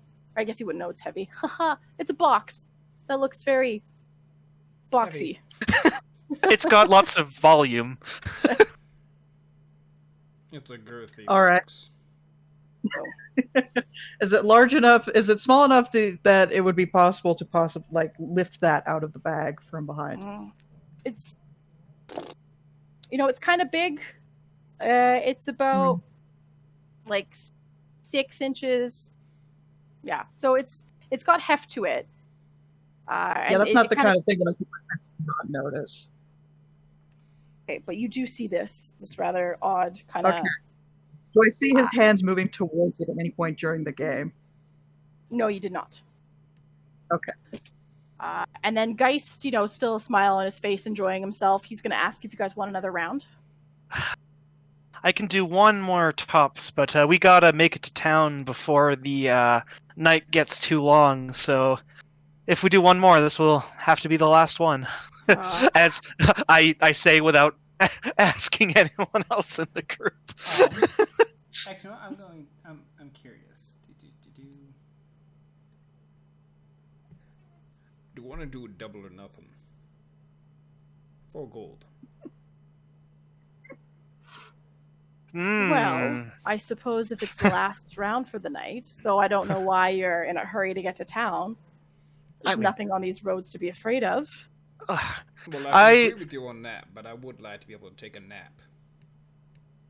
And also, we had some run-ins with some forest spirits earlier. Wouldn't want to risk that any more than we already have.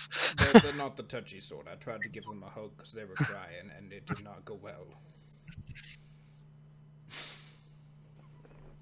I don't even know what to say to that.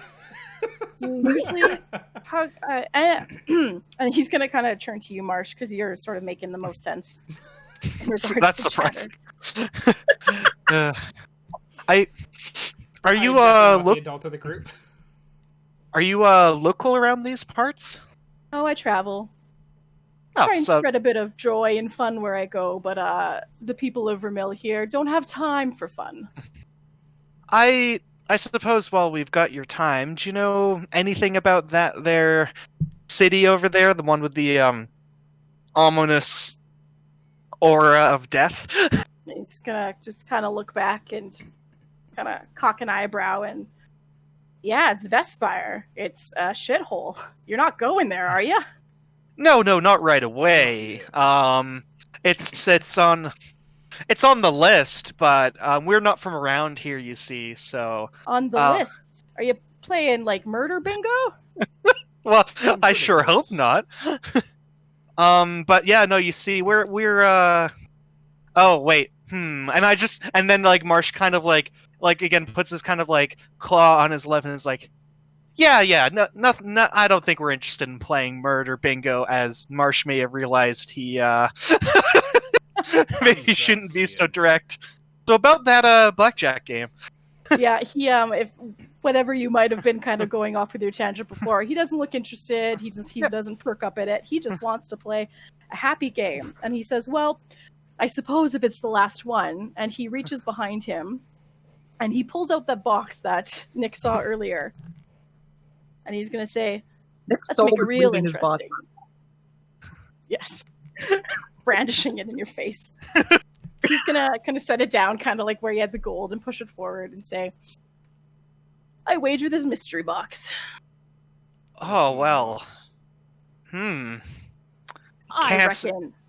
reckon you don't have a mystery box to wager, but how's 4 gold in sound? Well, I said we were doing double or nothing.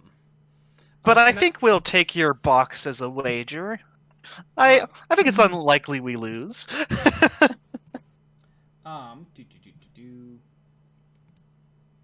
Where did you get that there box, if I may inquire?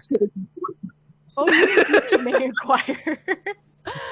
You know, funny thing is, I've had it so long, I no longer remember the story behind it. Did I buy it? Did I inherit it? Find it? Who knows? Funny you mention that. We've kind of been struck by a bout of amnesia ourselves. How's your memory been holding? And the what now? Pretty good, I think. Yeah, I wonder if it's related to our memory loss. You know what? Yeah, no, we gotta get our hands on that there box. For the first time since Naroke spoke up, he looks kind of confused, but is going along with it. He doesn't quite get. I feel some familiarity with that box now, so now I really want to win it. Lovely. All right, you guys game to play Nouveau Rich again? Yep. Yeah, sure. Sure do. So the blackjack ripoff. I'm on 5. All right. Oh, sitting pretty at 10. Here's the hoping he doesn't get a nat 1. Yep. Dun, dun, dun. So I'm gonna hit again.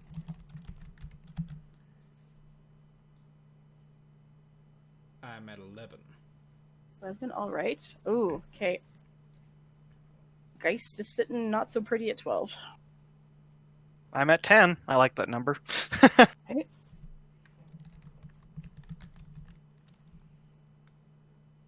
Oh. Okay, Scott is 21. A 1. I thought that's 22. That's 22. Or wait, sorry, 10, 12. 12 plus 9 is 21. Oh. At least Fortune Well- can math. smiles down on me. There's still a chance we get blackjack. I mean, we haven't agreed if- who's dealer. True, roll your dice, my friend. I'm at 12. 14. Still 22. dice. I bust. I'm at 12. I'm at 20. Here's the hoping for a 1. Darn. Not a 1. Not a 1. Ah. I just Mystery have that way box, with I fortune. suppose you get to keep your box. Oh, Dude. maybe just one more game. Like, I want to have just a nap. that box has really piqued my interest. 4 more in for 1 more try at the box. If you look at it, I'm at a net 0 still because I won the first game. Those cards, my friend. I think your compadres are getting sleepy. Okay, here 11. 7. 16. 1. Ooh, so he's gonna stay. Choose to stay at What- 19. Okay, so I am at a 18 or an 18 rather. 8. So, yeah, gonna roll. Sorry, I lied. He's at 18. Oh, I'm doing okay. math. Then that means if I treat one of my aces high and one of my aces low, I am at 19. And you know what's the funniest thing? He doesn't look any different than when he won. You know, he's got a smile on his face. He's gonna offer up his hand to you. I give it a good old shake, and it's like that's a lot of fun. I'm glad to meet you on this. I would say merry road. It's kind of rather a grim road. maybe Grim. maybe our roads will cross again in the future. Oh, we can only hope, my friend. And the Geist is gonna kind of pick himself off, dust off his butt from where he was sitting on the road, and just like gently nudge the box over to you, Marsh. And he's gonna turn on his heels, kind of wave off goodbye, and continue on with that jaunty tune down the road. Can I check That was- to make sure my coin pouch is still on my hip? Absolutely. I guess Check the value. perception or investigation. Investigation, whatever's better. Kit, your microphone recently has been a little bit patchy recently, so I didn't catch the last thing you said. But check the valuables, both of you. Check Oh, values, yes. I made sure to Pat keep down my coin pouch and I got a 10. all my valuables are in one bag, so it's very easy to keep track of when it's was the sitting only on thing 8 you carry. I was sitting on 80% of my valuables by having them inside my chest, but my coin pouch is on my hip. Your gold is still there. Every last copper of it. I've got. There was no sleight of hand. Nick was keeping a pretty darn good eye on him. And Marsh, when you pick up this box, it's a big surprise. It's heavy. Whoa! Huh? Who could have saw Well. that coming? Well, it's I just kind of weigh it up a little bit. Does it look like it'll fit in my bag of holding? What's in the box? Yeah. Oh, I wasn't really that interested in opening it. I just wanted the box itself. I want to know what's in the box. I pass you the box. Yeah, Naroke's gonna take the box. Look at it. Is he trying a skeleton key? Oh, is it locked? Sorry, I couldn't see what your. I'm just like holding the box in front, just like. Oh, okay. No, there's no discernible lid. There's no. Huh. It looks like sealed, completely sealed. There's no crease line for a lid. Maybe the Marsh, please. shiftiest thing he did was call it a box. Marsh, I the, mean, a the crate thing can is, be all locked up. does not have a opening. Can I Arcana check to see if this might have some magical properties? Nah, I bet it's not Absolutely. magic. Anybody can. Yeah. Yeah, I'll throw in one of Yeah, those too. that checks. I like the fact that my negative or my natural 1 is actually just 0. That's a 10. It's 10. You know what? You'd probably guess there's some sort of magic in there, Marsh, but it's not obvious. That's just a hunch with, So You're like, the box doesn't have a lid. If I want to find out what's inside, I'm gonna have to break your box.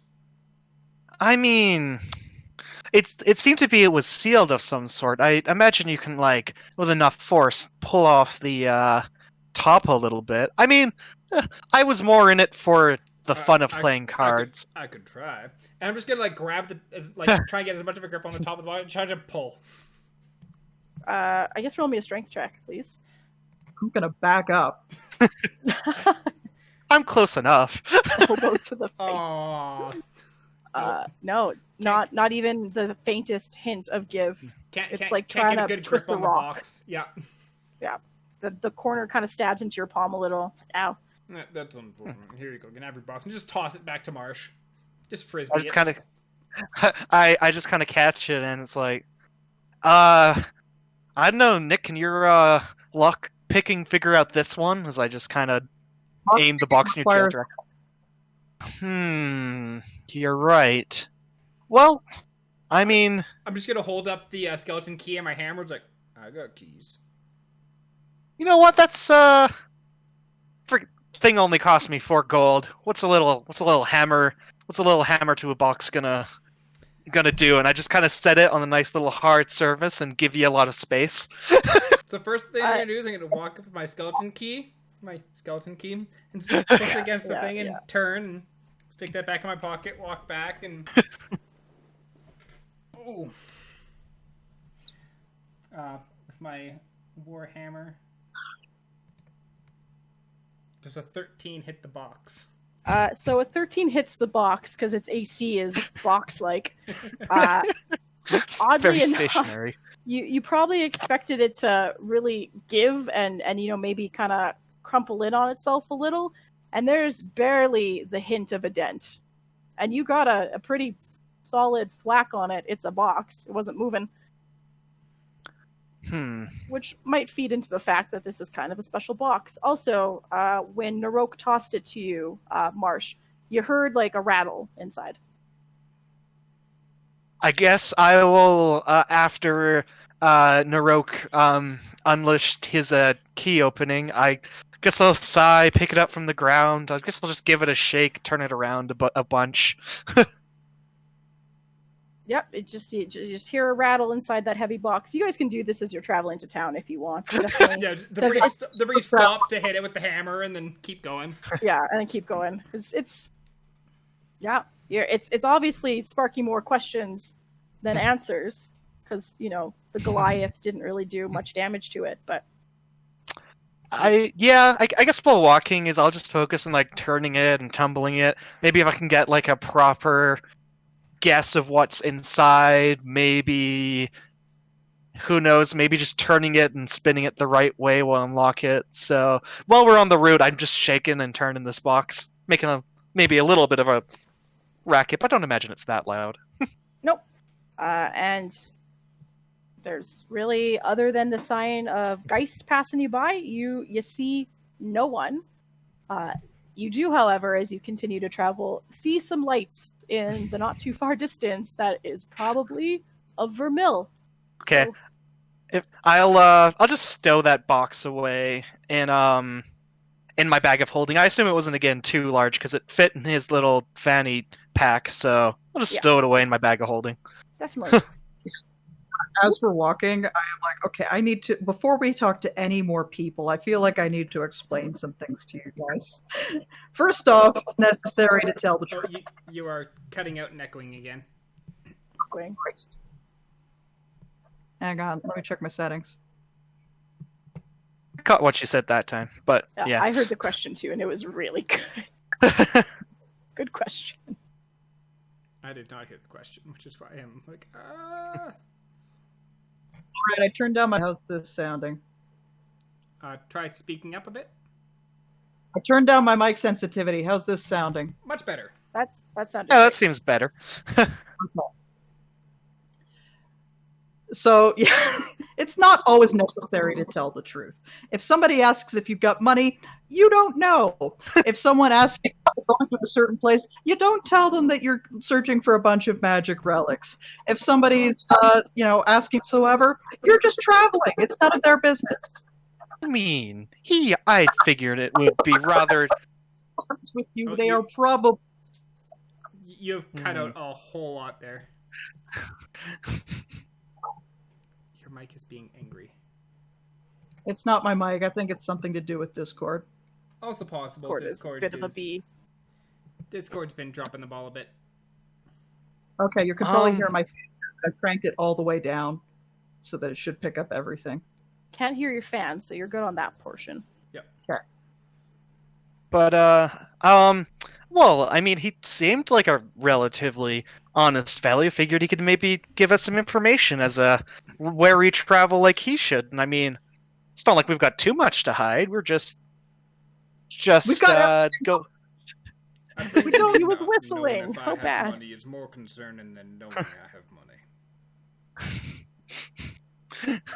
He seemed like an honest fellow. I don't think I got robbed, as I just kind of like make sure to look in my bag, and it's like everything's there. Most seem like perfectly honest people. That's why they're robbers. I just had a little bit of a hunch he wasn't going to try anything funny, considering there's three. Look at the raptor, 3.5 of us. Life advice by Dominic. Hey, Yeah, and look. The next time somebody says, "Hey, I've got this probably valuable thing in a box that you can't see the inside of," don't fall for it. Only cost us like 4 gold. We got like 200 gold prepaid up front for this mission. That's such a small price to pay for such an interesting obscurity. I love your lofty attitude. I'm going to presume you guys are continuing to walk. Yeah, we're discussing while walking. So as the banter continues about, like, you do not tell the pleasant shyster anything about anything, you, in fact, make it to the edge of Vermil, and I think that's where we're going to take our break.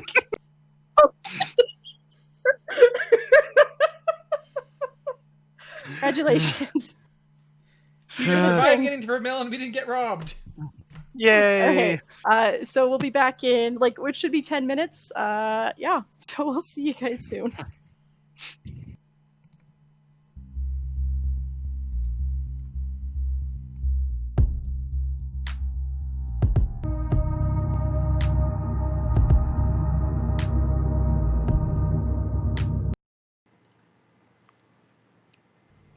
And we are back. Oh, Live, hooray. Oh, now we're back. are we officially back? Officially back. Okay. Yes. I'd forgotten that I had unfull screened Discord.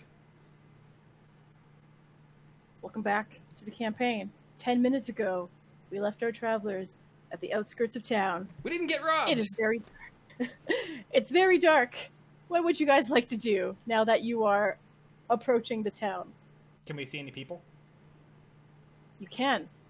So this place isn't gated. There's just a road heading in, and in the not so far distance, you see what looks to be a guard kind of just standing by, sort of like a wooden, I guess, a job post board. And he sees you. He doesn't talk to you or anything, but he very much notices you coming and is watching you approach. I have noticed you're noticing it. It has been noticed. I nod at him. I'm just gonna walk straight up. It's like, where's the inn? Or In town there.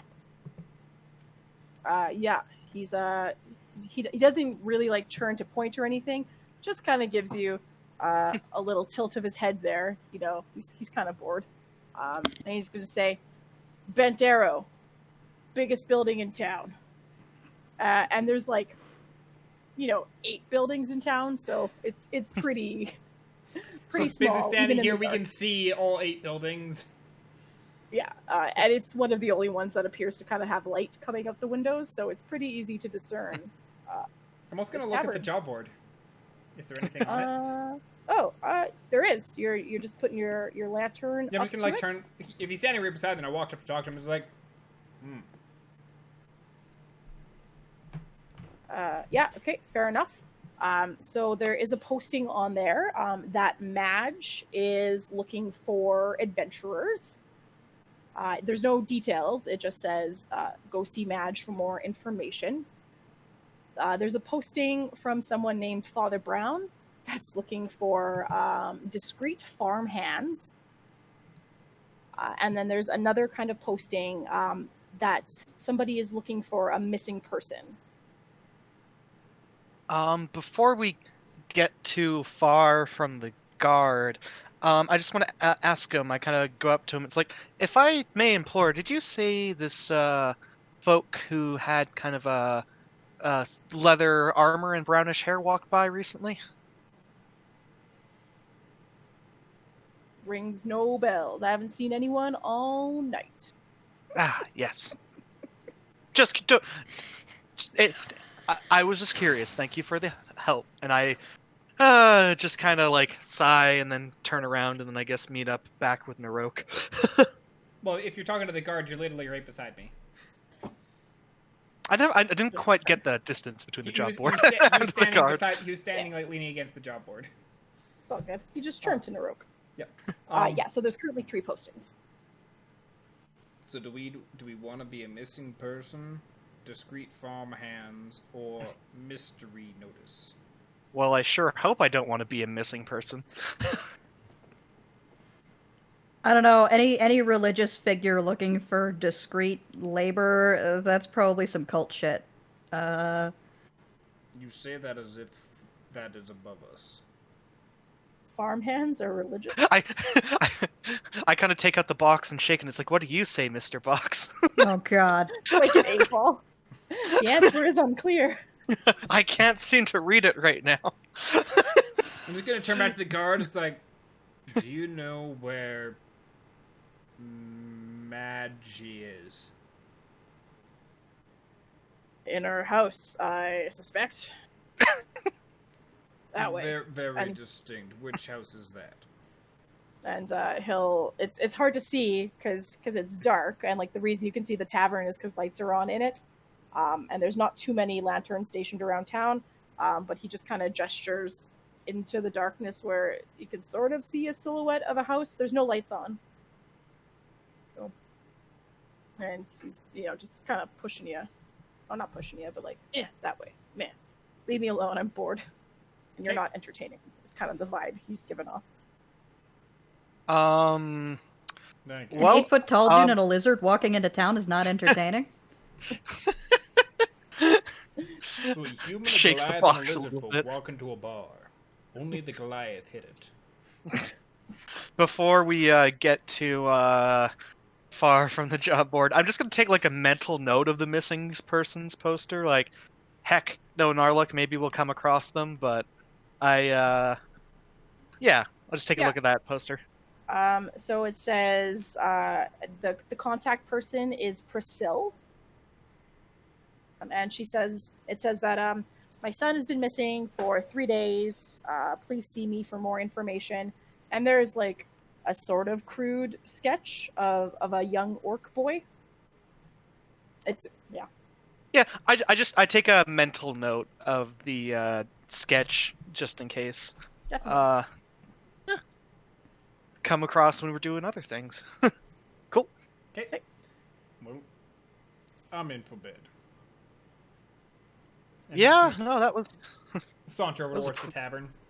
a pretty Yeah, it was- tiring gambling session. I'll join. It was very exhausting watching you two lose money. My Hey, arms I got hurt. a net profit. No, you Mystery did box. not. You got a box that is nothing. It might be something. Someday, one of these days, I'm going to explain to you what a pig and a poke is. Well, someone doesn't That like sounds the like box. a spit roast to me.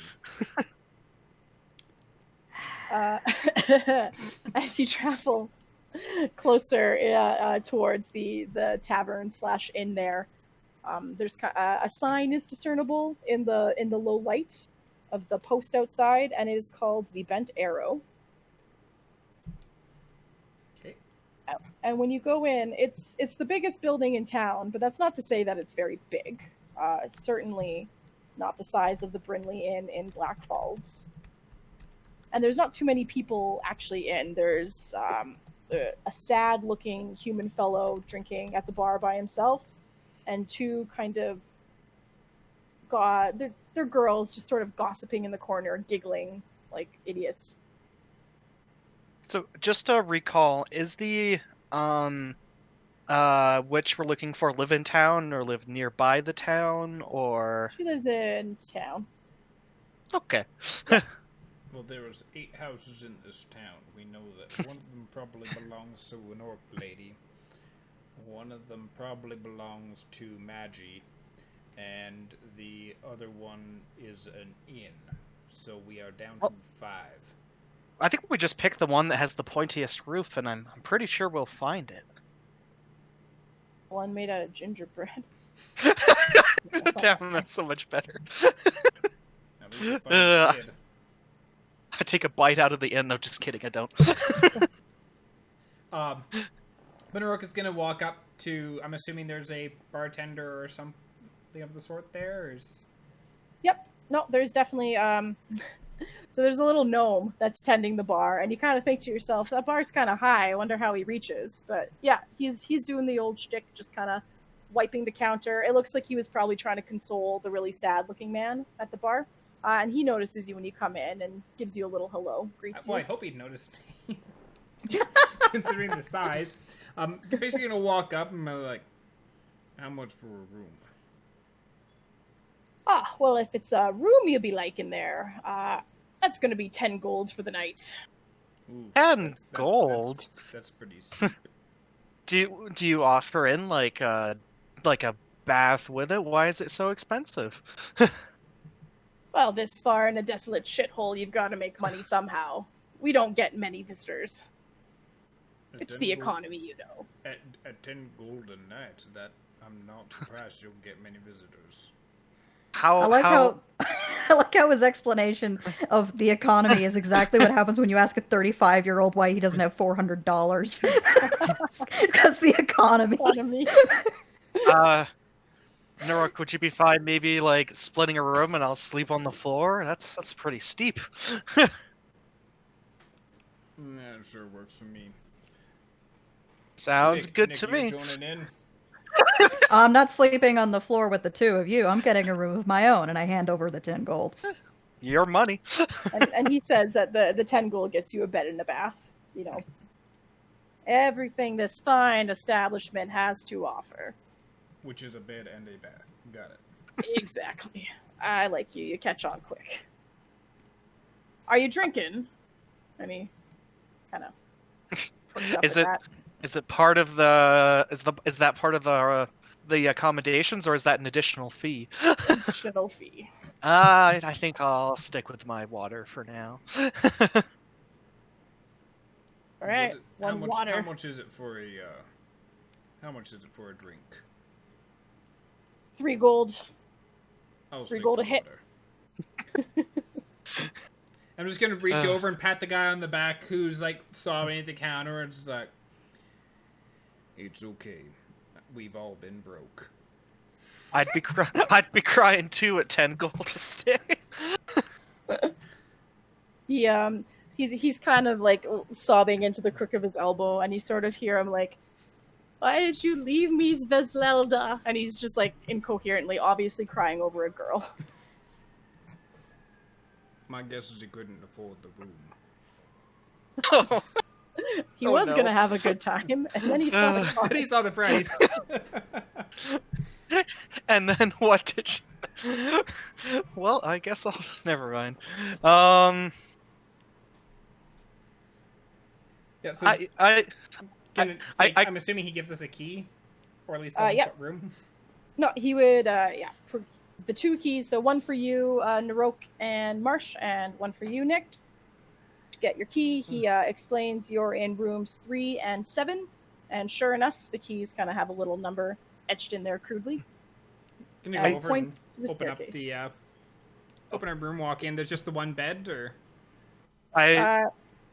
There is 1 bed per room.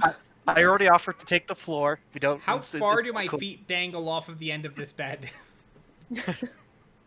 I would say it's not short enough that your knees reach the end, but it's kind of like partway down your calf. a little. Okay, I'm gonna drop like the pillow like on the like end of the bed just to kind of prop my legs up that little bit, and it's like,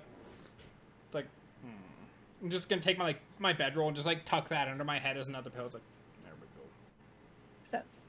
And As I'm just as soon as I'm laying down in the bed, just, as I'm making a kind of a pile of sticks in the corner, and before you go to sleep, hey, Naroke, do you remember the name of the witch we're looking for? I think it's escaped me. Did we get a name? You got a name, yeah. Sorry. The witch.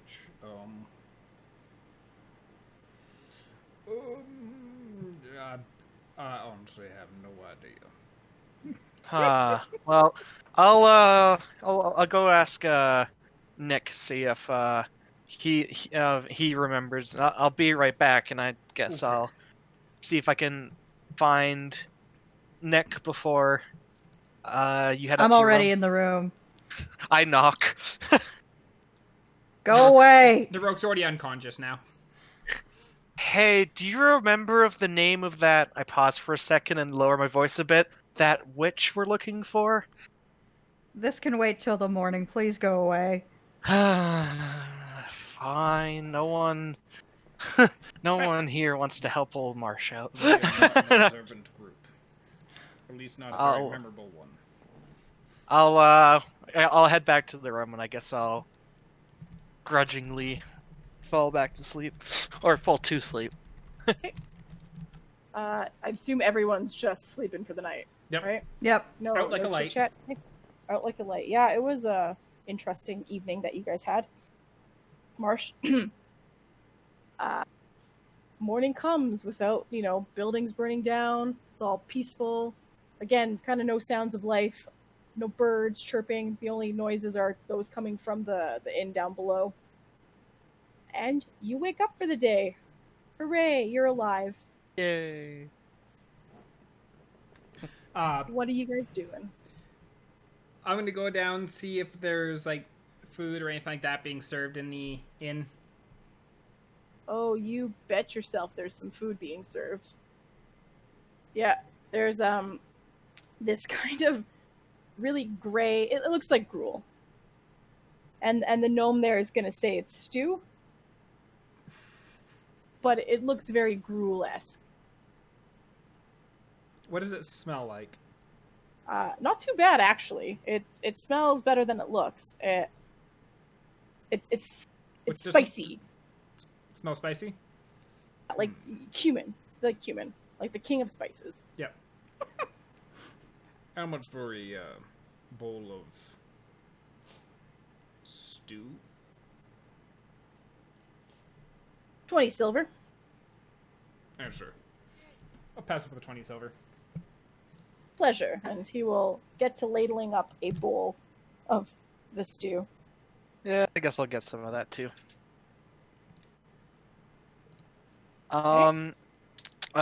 Just sit there, Sorry, just don't- shoveling it down. Is Nick with us? I'm coming down right about this point. Okay. I have a longer morning routine than you guys do. I just kind By which just I like mean how- I have a morning routine. I look down and see I'm still in the clothes I slept in. It's like, huh. Yeah, Naroke's breastplate, like Naroke has his chest sitting on the floor beside him, and his breastplate is currently just sitting on top of the chest. So he's just sitting there topless, and he's got pants on, but As odd of a sight as you guys are, the gnome doesn't seem too, in awe. When Nick gets back, it's like, man, like I really want to start asking about this witch, but like I figured maybe it'd be good not to just go around town asking for a witch and maybe ask via their name, but it's just completely escaping me. DM, do I remember the witch's name? You sure do. The witch's name Madge. Madge. That works was out it. well. That's two birds with one stone. I just turn to Marsh and say, just for once in your life, please let me do the talking. And I'm gonna head to the bar.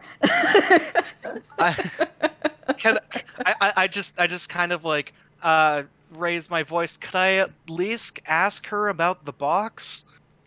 No. I want to ask about the box. Naroke's just while Dominic is up chatting with the barkeep, I'm just gonna turn over to Marsh. It's like, you didn't say I couldn't ask about the box. I just kind of like quietly take the box out and just kind of pass it to you. I'm just gonna take the box, stick it into my chest, like. Nothing as sneaky as a I'm sorry, Nick. chest storage. Your self-preservation's like through the roof. Yeah, one of two things is going to happen. Either these two are going to die or I'm going to die. Probably due to our fault. Because of them. And I'm going to go up and talk to the barkeep. Right. Morning. Hey, how's it going? Morning. Are you hungry? So what's your name? Maybe. I don't eat right away in the mornings. Name's Marlowe. Marlowe, hi, I'm Jimmy. My friends and I are adventurers. We were told that there might be some interesting work up here. Said that we want to talk to somebody named Madge? I say under my breath to Naroke, Jimmy. I don't say it loud enough that the barkeep hears it. It's Jimmy. Well, Jimmy Madge is easy enough to find. She's a bit of a weird one. How weird? As weird as witches go. Tad reclusive. She's pretty helpful, though. I mean, I've got nothing against her, but, you know, she's a witch, so. Her witchiness seems to be apparent. I assume you hear about the job posting she set forth. Yeah, have you got any idea what that's about? All the job boards said was adventurers wanted. Couldn't tell you. I don't really talk to her. Quite frankly, I'm surprised that you heard about it. Yeah, I know you're not from town, and the circles that come through here are kind of few and far between. Where did you hear she was looking for workers from? Oh, a friend who passed through here, like, maybe a couple of days ago. All right. Wait, didn't you see it on the job posting board? Marlowe's got like a -4 to intelligence. Don't worry about it. -4. That means he's like in the one, or the 2 or 3 range. Don't think about it. I think. Wait, school. My raptor there are birds might be smarter higher. than that. like a macaw? Yeah, macaws are pretty dumb. Oh yeah, my raptor's at a -4 right now. Oop, beep beep. That was odd. Yeah, I heard that too. Yeah, I don't know what that was. Her place is pretty easy to find. You know, it's got a pretty pointy rooftop. Nick takes a moment to have an existential crisis about that. I make a happy little lizard grunt. Happy lizard You noises. probably got. So you being the innkeeper around here, I bet you've got a pretty good idea of the ins and outs of this place, huh? Absolutely. All right. Any idea who we should avoid, keep away from? Probably. It's not so much that she's weird, not violent. You know, everyone in this town's pretty good, but lately I would kind of stay away from Farmer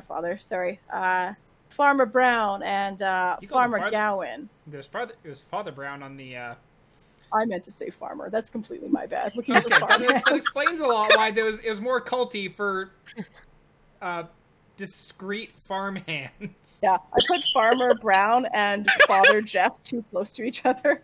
Oh, no. And at a glance, my brain flipped them. Well, Yep, it looked like definitely they done were that before.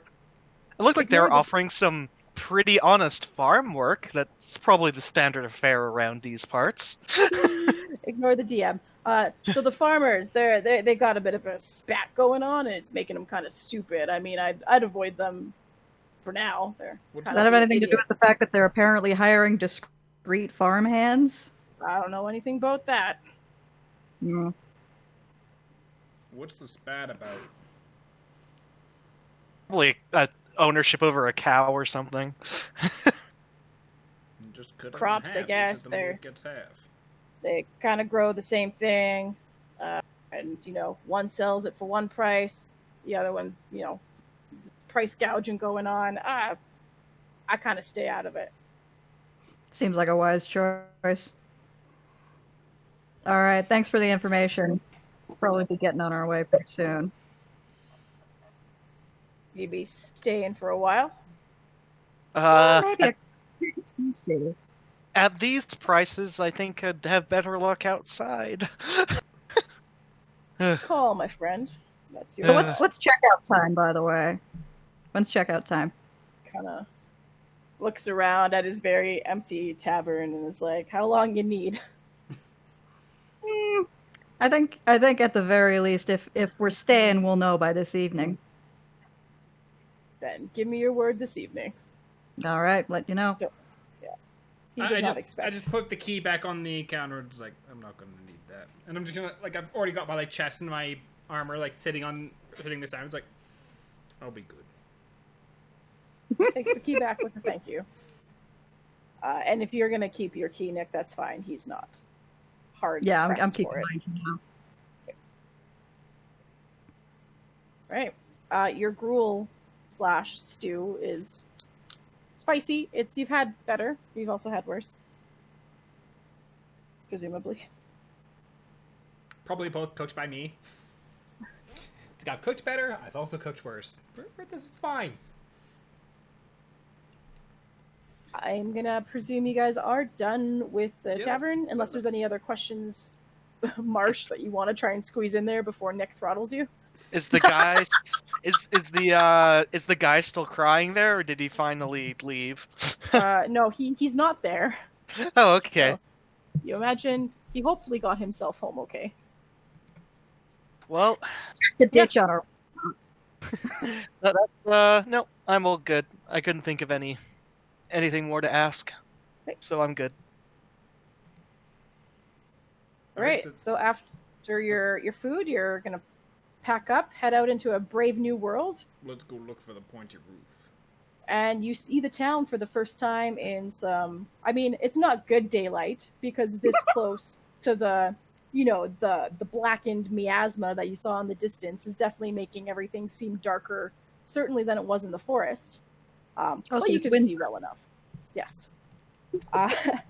And you all notice as you leave the tavern, about 20 paces ahead is someone that looks suspiciously like the crying guy from last night, passed out in the streets.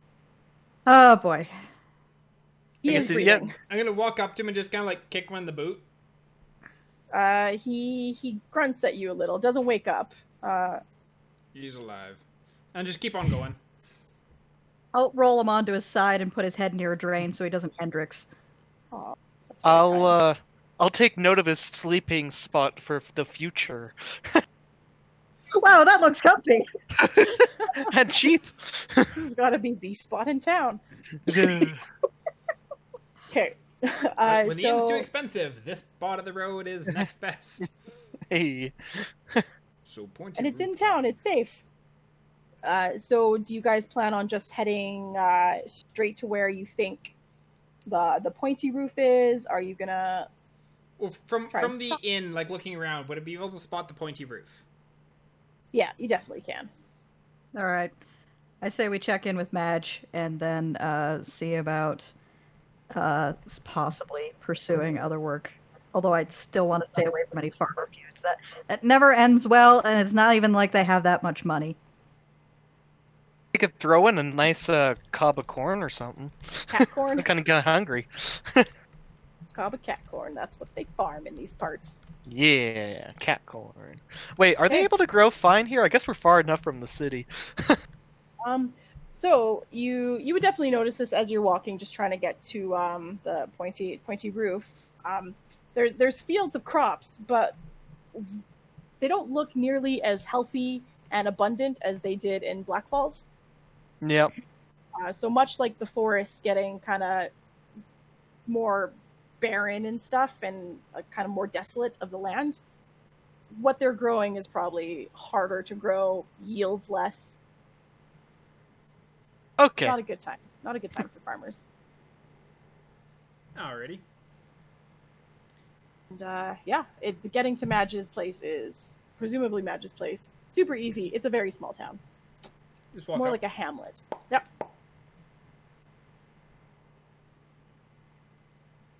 You hear like a come in, faintly, and you would notice this as you get closer. There's a sign that says like Madge's apothecary. Okay. So it reads kind of like a storefront. I'm gonna pull out my skeleton key. And then open the door. The door opens. You're just elaborate and lie to yourself. I hate Uh-huh. this.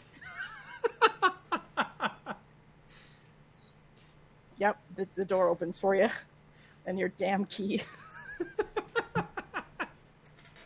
Okay, so I just walk in and it's like, are you Madge?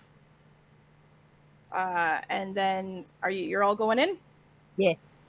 Okay. You see a thin elven woman with like a short bob cut of hair.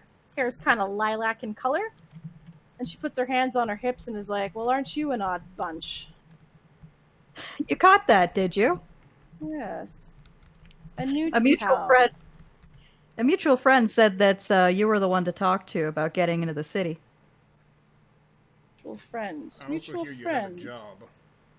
Interesting. I don't have that many friends. Getting into the Accomplice? city. Acquaintance. She Friends? kind of shrugs you off, and she's really perked up when you say get into the city. And she's gonna go, did you see my posting? We did. Is that related to the errand we've been sent on? She looks genuinely sort of like thinking about what you're saying and trying to make sense of it, and says, I'm not too sure what you're talking about, but if A friend in you're getting- Blackball sent us up here. Nope, she Nothing? nothing, doesn't seem to ring any bells for her. Well, they sure as heck know you, so I guess we got some business to do. Great. So you want to get into the city, is what I'm gathering. Yep. Well, this is perfect. So did you read my posting? All too It It just much said of it. adventure in his pocket. Hey, It was not a Um, very long posting. very true, very true. So I'm looking for some people that have the gumption to get into the city.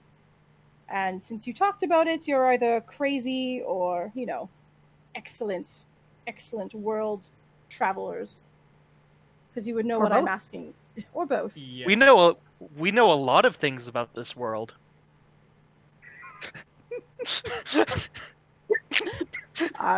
So Madge is going to explain. Getting into the city is very difficult. As anyone knows, the Blight is a bit deadly. That doesn't I- sound good. Sorry? That doesn't sound good. No, deadly is very not good. But I have a way to counter it. It's Is taken this me a years. tested way or an assumed way? Is this a which way? Tested or assumed? It's been tested off and on to various results. We're putting it on the raptor first. Kinda I looks just down, kind of it's like tap the raptor. it's that's not living. It wouldn't really doesn't matter. Hey, this thing. What do you mean it's not living? It can like understand like common, undercommon. It's pretty smart. She's gonna kind of lean down to it, coming from her sort of like stand, and go, "Speak to your raptor." Oh no. It doesn't speak. It only listens. Why would I give it a tongue to speak back? That'd be weird. Understands undercommon. Awesome. Well, I guess I don't get to know what a raptor sounds like yet again. Pity. It does make chittering noises when it's happy. which Kind of more usually is sounds what it's like- eating. Yeah, Other the things. gear chittering kind of sounds more like... It kind of sounds like a raptor noise if you close your eyes. Oh wait, that's not how listening works. False. You're not here for my posting. You're here for a mutual friend, and I have absolutely no idea what that means. Can I ask why you want to go into the city? I met him there. I look at Nick, and I just kind of look at Nick with a face where it's like, can I tell her? A friend of ours has asked us to look into finding something in particular in the city. All right. Did they say how deep this friend of yours? Because they don't sound like much of a friend to send you there. Oh no, they're really not, but they're the kind of friend with a lot of money, so Good friend to have. yeah. DM Catboy. I can't remember the name. Gimli. Yes. So Ginley would have explained that you guys are trying to get into the castle, like Okay. Rainius Castle, which would be presumably fairly deep into Yeah. Vespir. We've been told to check in Rainia's castle. That's much deeper than I need you to go, and I don't usually say that. Okay. Here's what I'm proposing. Mm-hmm. Actually, I'm curious whether Naroke could actually catch that. And what are you rolling? Boop. Yeah, okay, he did catch the innuendo. Good. Little chuckles a little.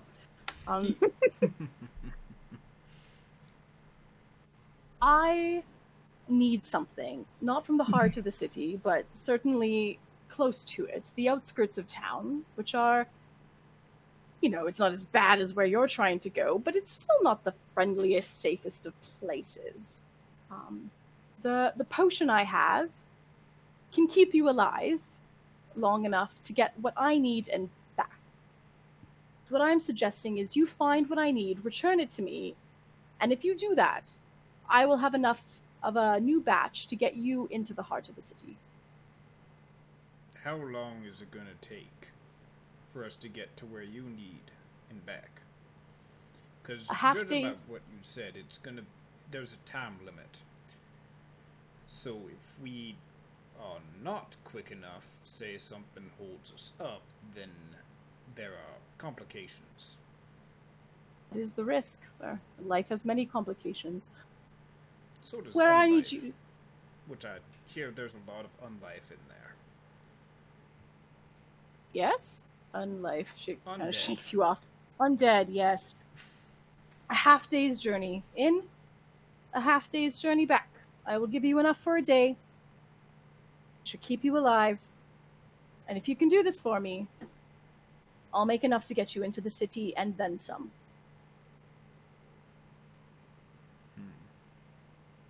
Questions? Any chance we can negotiate you up to giving us a little extra of the potion, just in case there are complications?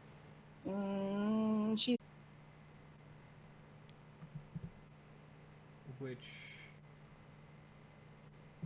Oh, we look like we are back. back up and running. Okay, Thanks. sweet deal. Okay, great.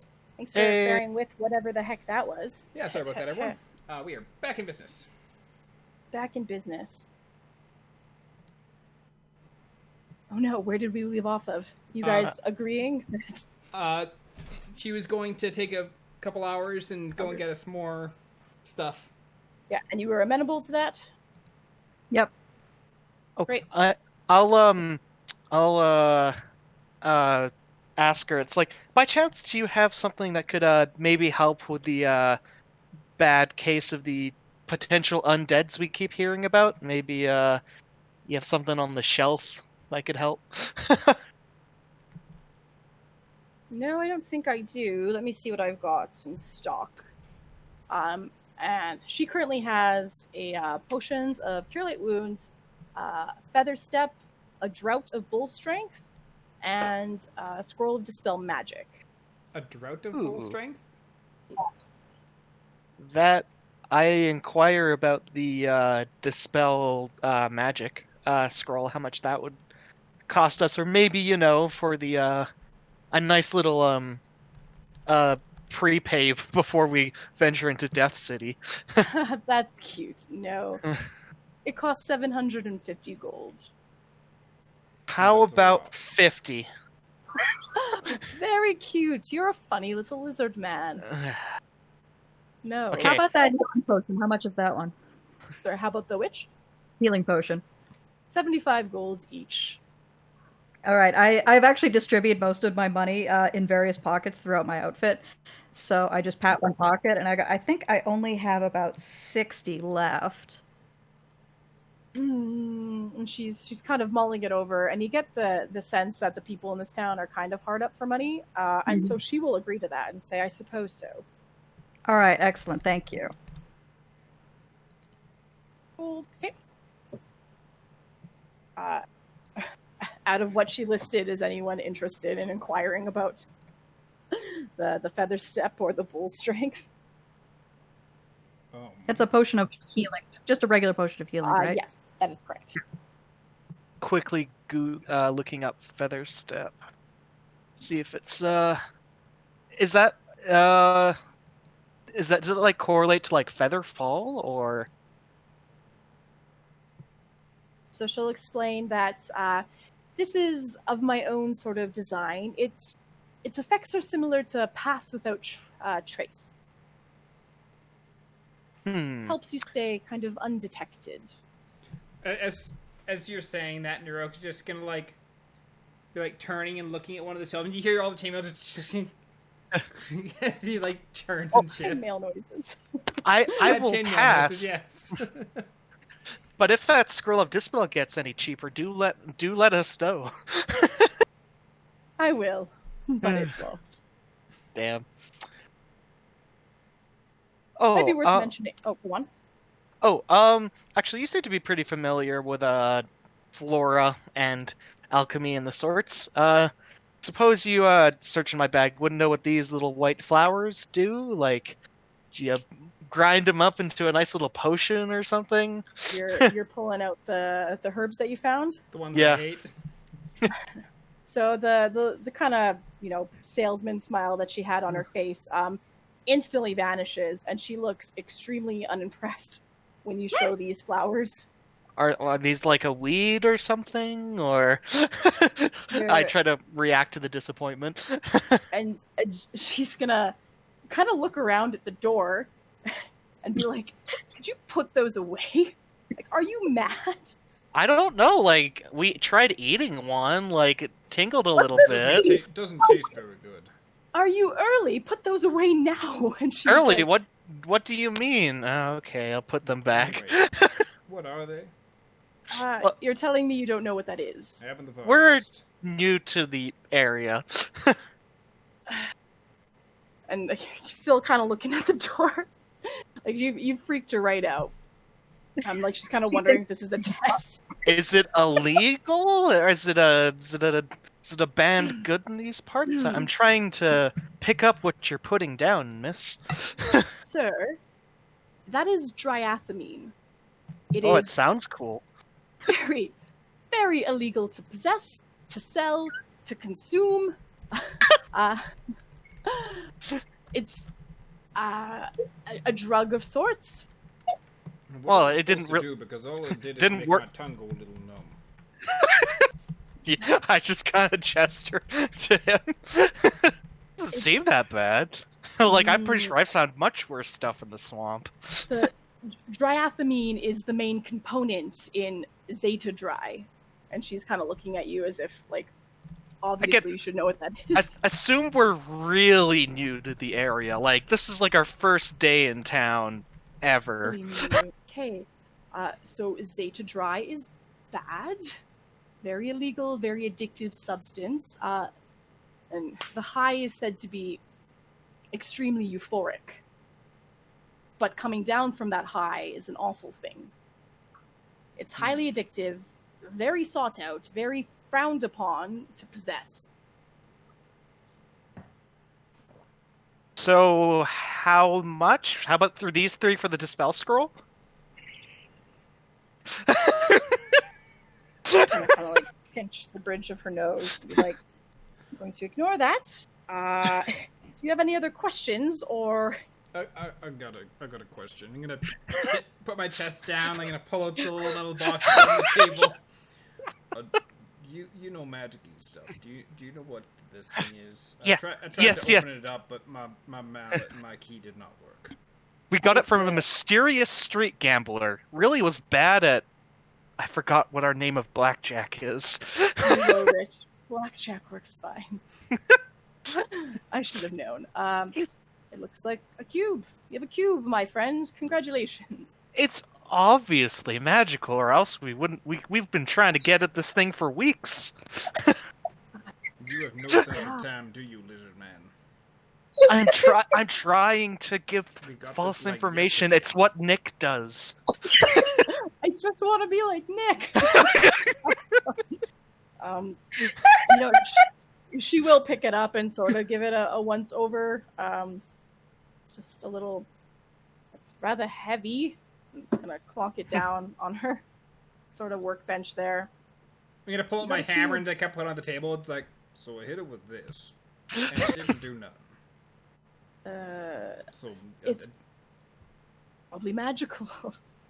Well, I don't deal in, neato artifacts. I'm more of a herbologist. And she gestures to all the dried hanging herbs and stuff in her home workstead. Are we done about the cube? Can I get to work? The sooner I get to work, the sooner you get to work. I think we should leave you to your work. Thank you. I take the box and put it in the back in the bag of holding, and it's like, well, if you know anyone that wants any dry mathahuline, guess let us know. Okay, don't talk about it. Don't offer it. Just get rid of it. And yes, get out for now, please. Yeah. We're gonna get arrested. I apologize for my associates and the everything about them, and then I gently herd the rest of them out of the shop. Yeah, Do you I put mosey the on out. triathamine away when you go outside, or does it Oh, stay no. out? Oh no, I just, whenever I'm done talking about it or showing it, just goes back into the bag of holding. I don't sort Okay. that bag. It's just so for you guys. The herb's triathamine. It's for a drug called Zeta Dry.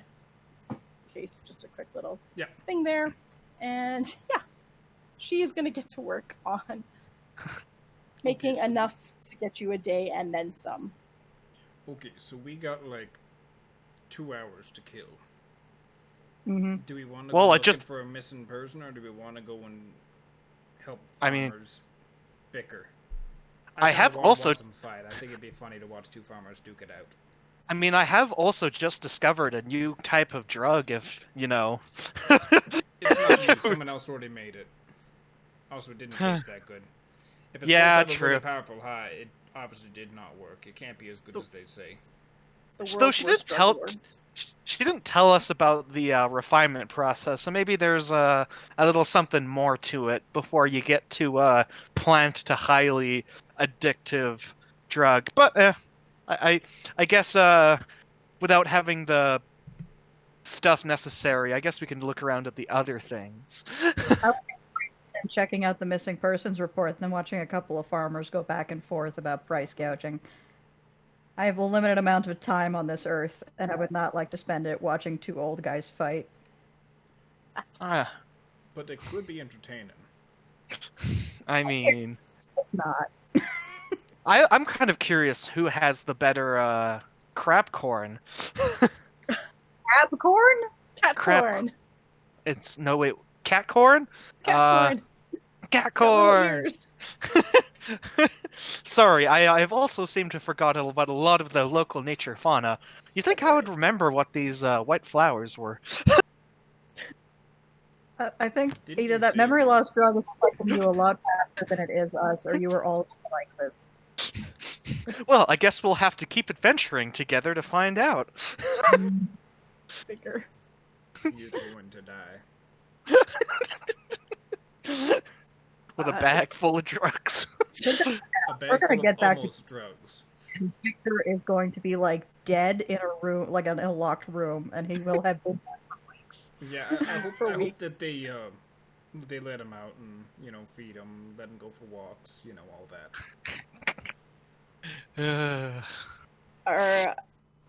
Was that a yes on checking out one of the other job postings? Yeah, we're that gonna was check not? out the missing kid.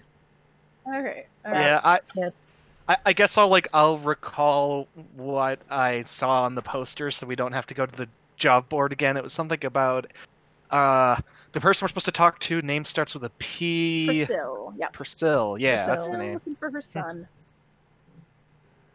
But granted, I wouldn't know what house she lives in. I bet we can just try every house. There's only like 6 more in this town to try.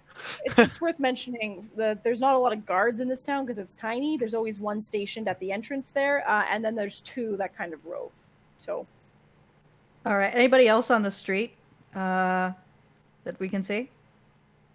other than the poor fellow that's still kind of sleeping off whatever. Other hell than the happened last unconscious night. guy, yeah. Yeah. Nope. They're not seeing anyone out. All right.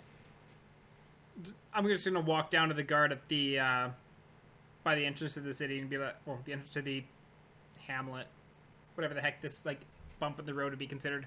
It's a speed bump. Yeah. Do you know where? And I point to the point to the job posting for the missing kid. It's like, do you know where she lives?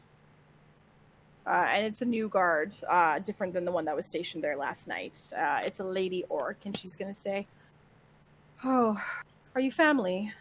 Terrible thing that happened. Her son missing." I'm just going to look down at myself, look back up. There's no relation. You could be found, family. Down the street, last house on the right. Thank you. So I'm imagining, like, basically the 2 rows of buildings. It's like we had just been at like the apothecary, walked back over, talked to the guard, and we're walking like one house past the apothecary to talk to them. Yeah, kind of. Place to be small. So there's like turn, like walking back and probably passing Marsh and Nick or either they're just standing there watching, waiting for me to come back. It's like, it's this one. Well, let's go meet some new friends. Sure, friends. And I will keep the flowers in the back this time.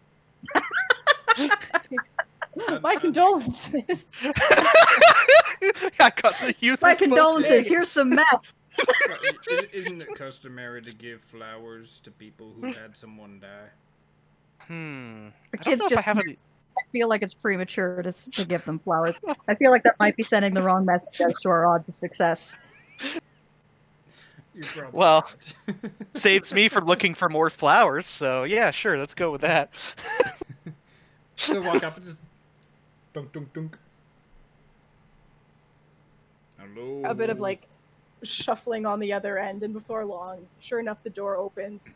As it's opening, I was like going for another knock. It's like, oh, hi. And you see at the door a like very tall half orc lady. Her tall in eyes comparison are all... to me, or tall in comparison to everyone else in the party?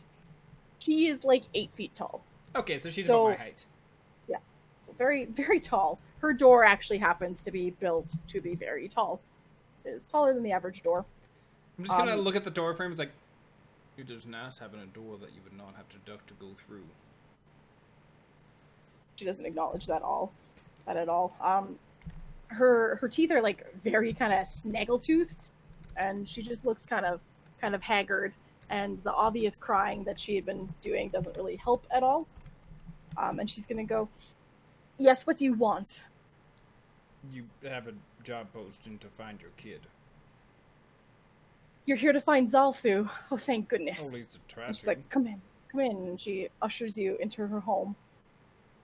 I just love the quiet. We'll give it our best shot as we're going into the house. This is like, just walk in and like as I'm like walking under the door, just like, they should make all doors that high. I agree. She's gonna go into like what's a living room kind of sort of setup. There's a couple benches and a chair, and she's gonna sit in the very large, sturdy-looking chair and gesture for you guys to sit down if you want. I'll set my chest on the floor and then sit on top of the chest. That's new. It's People don't usually bring their own chairs. I'll sit on the couch. Okay. I'll sit on the couch in the very like police officer who's just turned up to take your statement kind of way. She responds well to that. She kind of turns to focus on you. Says, "My son Zalfu, he went missing about 3, maybe 4 days ago. He kind of works on his own terms. I don't always have a understanding of where he is. He works a lot, but he's been missing too long. He never stays away from home this long. I know something happened. He talked about going into the city to, try and find some valuables for us. I told him it was a fool's errand. And I haven't seen him since." Like, by city, do you mean the big death city, or do you mean, like, Black Falls? Because those are two very different situations. True. Black Falls is like a happy little bustling town. Not quite city-esque. Good question, though. And she says, she kind of leans forward and into Vespear. Oh, that's wonderful news. We're actually stopping by there. Oh. How old's your boy? 20. And what kind of work does he usually do?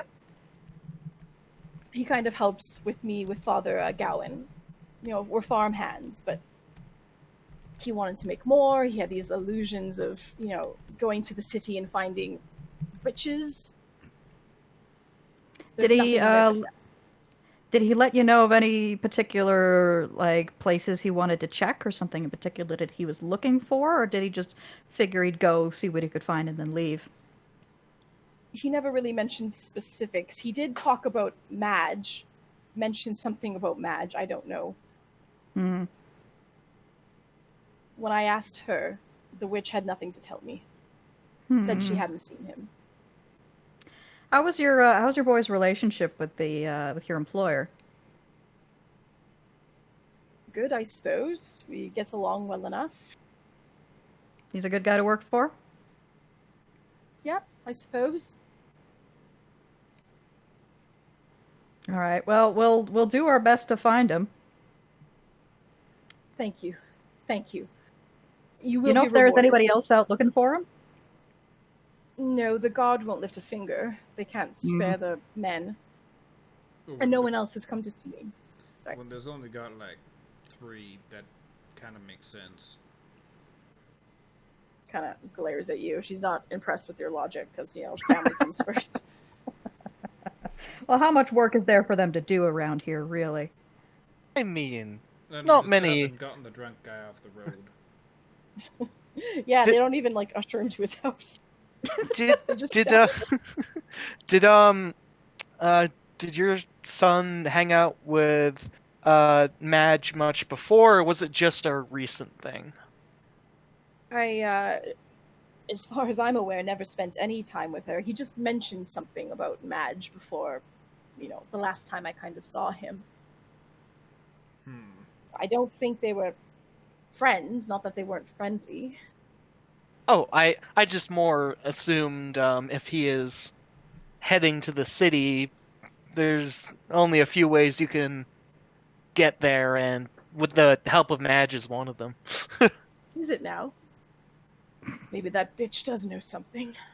And she's kind of getting It's definitely a lead we'll pursue, but I wouldn't recommend going to talk to her about it until we've had a chance to check it out. But either way, you said your son was going to the city. talked about it. He just, like a fool, So said that we couldn't keep working as farmhands, though. There had to be a better way. Okay, so assuming he didn't go to the city, where else would he have gone?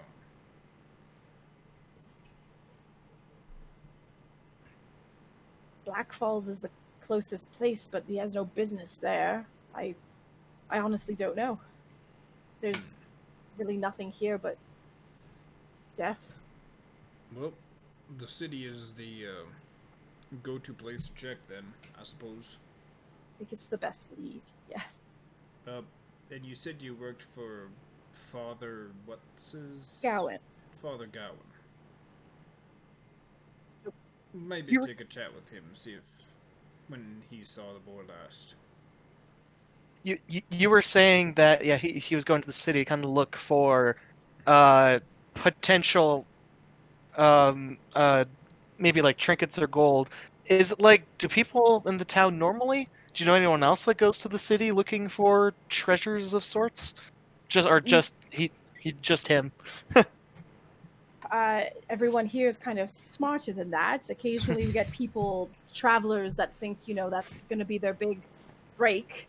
The city was hit hard. It's desolate there. You can't really survive. The idea is that all of the riches would still be there intact, but anything that could be salvaged on the outskirts, where you could possibly survive, has probably been picked clean.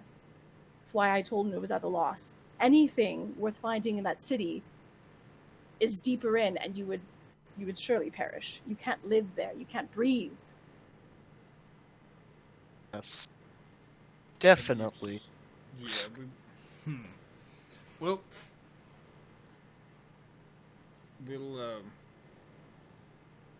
we'll take a look. We'll see what we can find. Can't promise anything, though. She is super grateful. You are the first to come to answer my call. Thank you. Hopefully we'll be the last ones needed to. Find my boy. Is there anything else? No, I don't think that. I think that's yeah. Okay. She will get up and politely usher you out of her house. Once again, as I'm going out the door, just like... Door. It's amazing. A whole new world. I know, right? Normal doors are not made for someone of my stature. So, who wants to talk with the father, fella? I think, we go over and check out that guy. Yeah, we still Just in case something shady's going on. We still got a little bit of time. Mm-hmm. I have a hunch someone had to push him towards the city, so I imagine maybe he got that information from someone in town. That's just my hunch. Let's be honest. Madge has told us that the potion has been tested to varying degrees of success. I have a feeling that her boy is probably one of those varying degrees, and that success was not successful. Yeah, the biggest... There's two possibilities. There's two possibilities here. Either he went and he didn't find anything and he died, or he went and he did find something, and whoever found out he found something took care of him. Yeah, it's looking pretty grim because I take care of him like that. I think she said he's been gone for 2 days, and those potions don't last a ton. She said 3 to 4. Oh, that's even worse. Yeah, he's probably not in the best of health. Well, let's go talk to Father Gowan. Yeah. And kind of looking around, it's like, do we think it's going to be that farmer's field or that farmer's field? Well, 50, you want to flip a coin or what? Sure, I'm going to pull it I'll just pull out one of my gold coins, and I will... Or we cover both bases at once. Split the party. Ooh. I am going to the... Wait, who do I follow? One on the right. Not the me. One on the right. Yes, because the one over here and over here, I'm just like, okay. Okay. Well, if me and if Nick wants to leave me alone with Naroke, I think we can find some information together. Yeah, I think I'll go to the other farm while they're handling the one they're headed to. Okay. I, for one, as a player, am very proud of the amount of confidence that Dominic is putting in Marsh and Naroke to not fuck this up. Oh no, there's no confidence whatsoever. I just don't want to be there to see it. Yeah. Whatever shit you guys pull, Nick is not part of it. Has anyone seen any fire gloves around? Hey, you seen any fire gloves? I'm gonna give myself a fucking concussion smacking my head against the back of this chair. All right, Nick. So Naroke and Marsh are going to set off to the right, as told by the coin, and that farmstead is a bit farther off, and so the one to the left is much closer. So you're going to get there sooner. Okay. And there is indeed a farmer just plowing away in his field.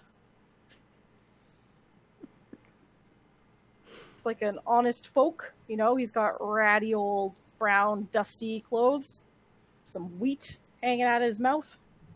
No particular religious appearance to him. No. So I'm guessing this is the one that's not Father Gowan. Correct. Okay, so I'm gonna head up to. I'm gonna very quickly change into some rougher clothing. Okay. And then go up and talk to him. He greets you, kind of stops what he's doing, and sort of leans on his little rake thing and says, "Good afternoon. Afternoon. You the one who's got the job posting up on the board? Yes, I am. How can I help you?" I saw something about discreet farmhands. And he sort of looks around and says, "Yes, you know, I like to keep my trade secrets very secret while working the farm." And like, just kind of obviously trying to not sound suspicious while looking quite suspicious. While being incredibly suspicious, yeah.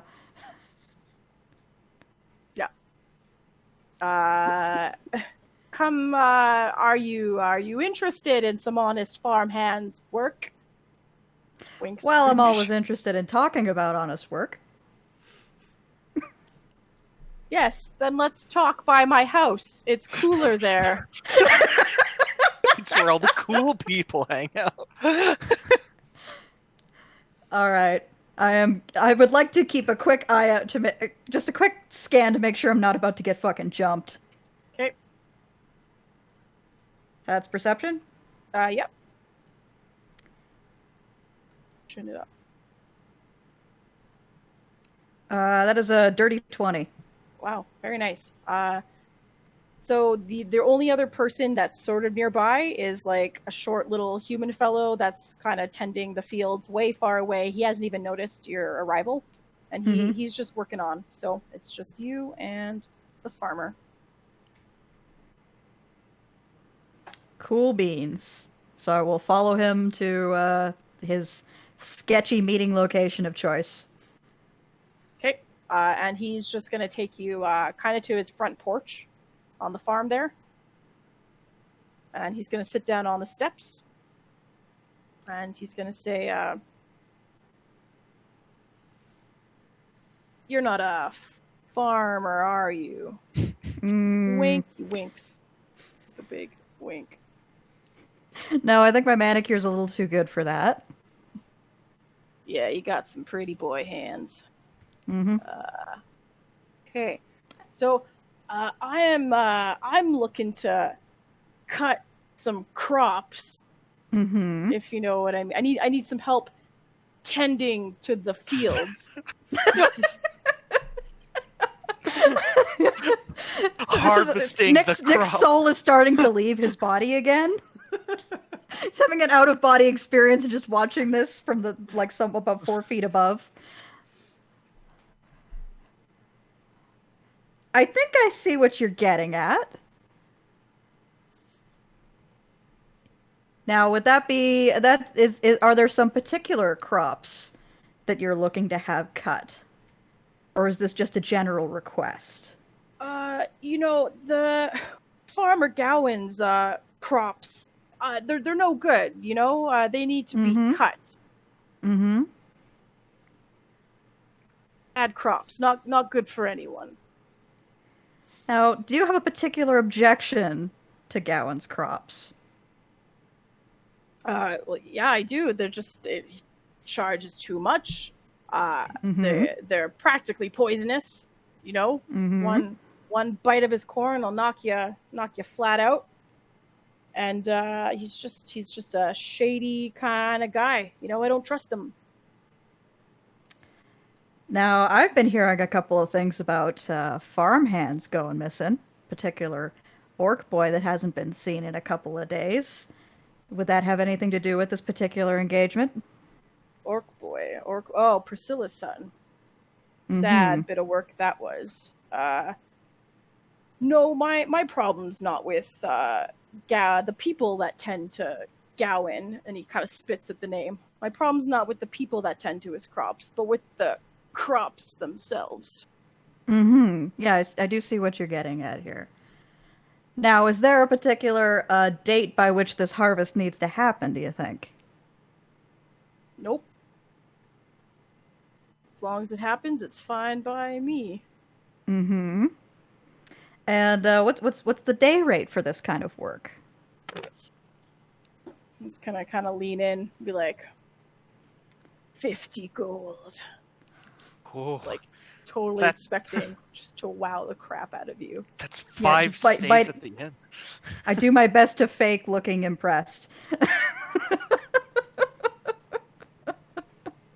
The kind of running want to rate have of Kit roll a Moira. performance check just to see how well that.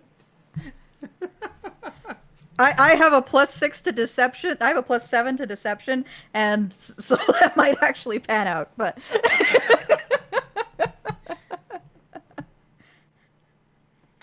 Judging by how subtle this guy is, you could be like, "Wow, wait, Mister," and he'd fall for it. Willikers, that's a lot of gold, sir. well, it's a very tempting deal that you presented. I will, considering the size of that transaction, I will have to consider it very carefully. And silently, I hope. Oh yes, very much so. Okay. Well, give me an answer in a day, he says. Oh, I will definitely get back to you very shortly. Good stuff. Now, if you'll excuse me, I have some good crops to tend to. Yes, of course. I'll be on my way, and I'll head out, trying not to laugh. Goes back to just plowing the shitty earth. That subtlety. That was something. Yeah, else. I'm gonna start making my way towards not the other farm, because I don't want to be seen headed directly to the other farm after having this incredibly above board conversation. But I'm gonna head to the same crossroads we were standing at when we were deciding which farm to go to, and I'm just gonna hang out. Okay, Naroke and Marsh. As we're walking along, Nurse is gonna look over at you. It's like, do you know why the Scarecrow won an award? No. Because he was outstanding in his field. Ha! What's a scarecrow? And I'm gonna point at one of the decrepit scarecrows out in the field. Like, that's a scarecrow. That's double funny. I just appreciate Mel's reaction. I no. So we are going to rough up some farmers and figure out what happened to our missing half-orc friend. The roughing up might come later. We should probably ask first. Let's do that. Man, I'm really sure Madge could have figured out what this box is. It's a weird, spooky object. You'd think that would be up her alley. Apparently, not all witches deal with oogie boogie spells. Yeah, you're just painting witches with a very wide brush there. I feel like dealing with oogie boogie spells is like half of the reason to become a witch. That's just my opinion. No, I think it's usually casting the oogie boogie spells, not learning about other people's oogie boogie spells. The only time you care about an oogie boogie spell that someone else casts if they cast it on you. But the rest of that, it's just you casting the Ooga Boogie spells on other people. That's why you become a witch. Maybe I should like start trying to like pick up some of those Oogie Boogie spells. I feel like I don't know, just fixing things and like repairing all the times. That's all fun and stuff, but like I kind of want to like send like ravens out of my hands, you know? That sounds a lot more fun. I think I can do something like that. Ooh. Like, actually? What kind of spell is that?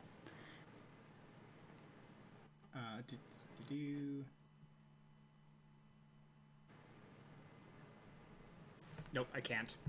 Okay. I was wondering if thaumaturgy had like a visual illusion aspect to it, but it doesn't. It's only sound. Audible, right? Actually, what I'm gonna do is I'm gonna pull out my lantern and I'm gonna light so just like a barely dim flame and just be like this, and then watch the flame just like.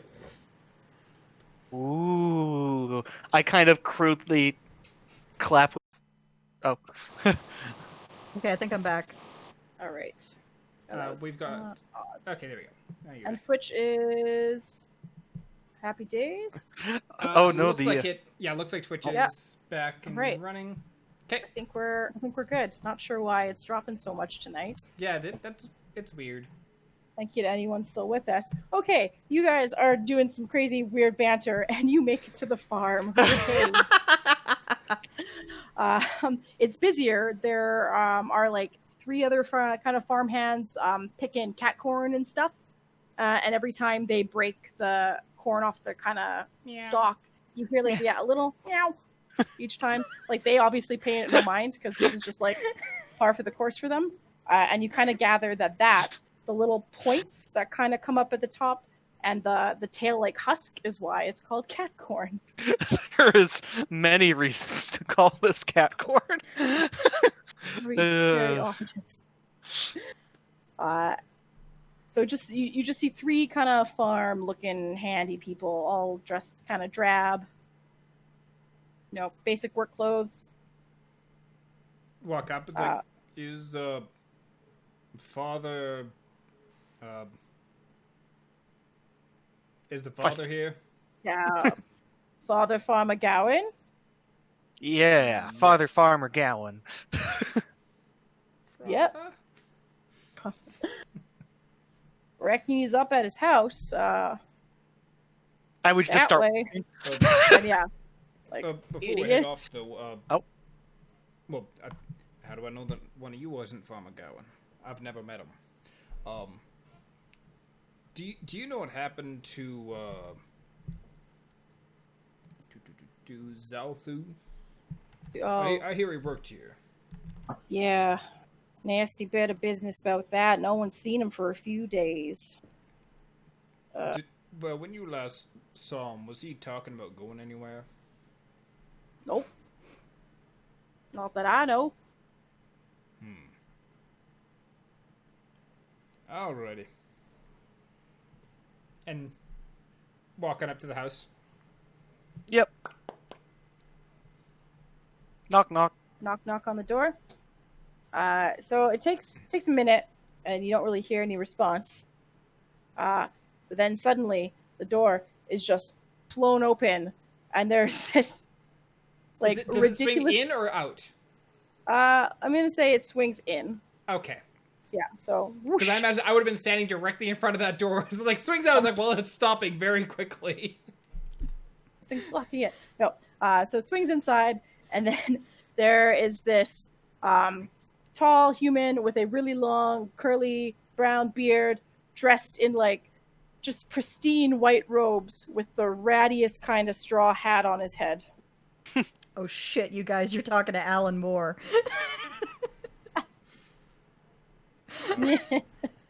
Are you Father Farmer Gowan? Father I Farmer am. Gowan. I am the father farmer. Yes. Can I help you? Yeah, we're investigating the disappearance of the orc boy. And his face kind of grows solemn, and Zalthu, yes. I can tell you what I know, but I don't know much. Please do tell us what you do know. So the boy works for me, but I haven't seen him in a few days. He didn't show up for work about, I think, 3 days ago or so. The boy's a bit of a wily one. He kind of makes his own hours. I don't really mind. I have enough workers. I have enough, don't have that much crops to pick. So the boy is kind of free to come and go as he pleases. But he hadn't shown up for quite some time, and his mother's quite distraught, too distraught to work. And there's been no sign of the boy. Was the boy talking about going anywhere recently? Not to me. We didn't really speak all that much. We did hear that soon before he left, he did talk to you about something. Did you know what that your last conversation you had with him was like? Yes. I wanted to kind of promote him. I thought maybe if I gave him more responsibility, the boy would kind of step up, as it were. Sometimes that's what you need to kind of whip youth into. I take it that didn't go well. It didn't go unwell. He said he'd think about it. I'm gonna throw a insight roll if that's cool to see Absolutely. Please how do. honest he is. Insight everything. 6. 6. Yeah, Yeah, absolutely. This is not going to go well, though. See what we got. It's easy to beat a 6. Apparently that was a lot better than I expected. Yeah, your Okay. insight is like +4 or something, isn't it? Oh yeah, Good. it's my investigation that's absolute shit.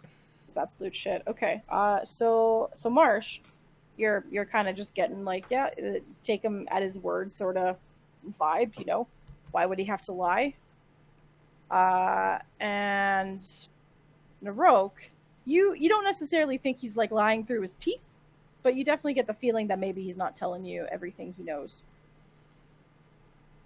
So, what do you, like, aside from the fields, what do you got around here? Like, as we were, like, coming in, like, did we see, like, a barn or anything like that? Or is it just, like, the house and then the fields? House and then the fields. There is no barn on Father Gowan's property here. There is on Farmer Brown's.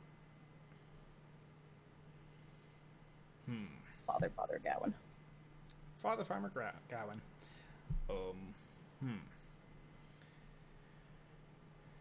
So what are you a father of? Here, my flock, my flock family. All of my workers, they're very precious to me. Never had children myself. I kind of, think of them as my own. He's going to look out to the field and like, oh, aren't they sweet? Kind of. Doubt. The look on Aaron's face right now is just doubt.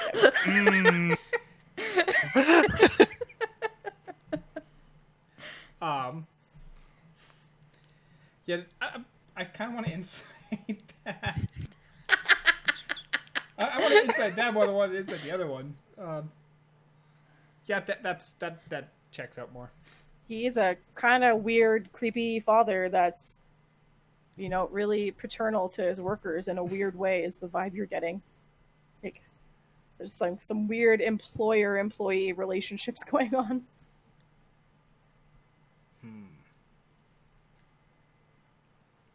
Alright, well, if you do hear anything from or about the boy, please let us or the mother know. The mother will be the first to know, but I could pass it course. along to you. Yes. Did you have any other business? Hey, you've been having some trouble with the other farmer. He kind of huffs and whatever kind of like, pleasant kind of mood on his face is sort of slipped away when you bring that up and say, the man's a bit of a twat. Yes. What of it? Are you aware that he's put up a hiring for discreet farmers. Well, yes, I saw that. He only has, I don't know, that dumb bloke that tends his fields. It's just the two of them. I can understand why he'd need more help. Everyone knows to work for me. I'm the better farmer. Alrighty. Well, as long as you're not concerned. I guess I have just one question myself. I just kind of try to make sure to like look at his like face details, and I'm like, have you heard of anyone going to the city recently?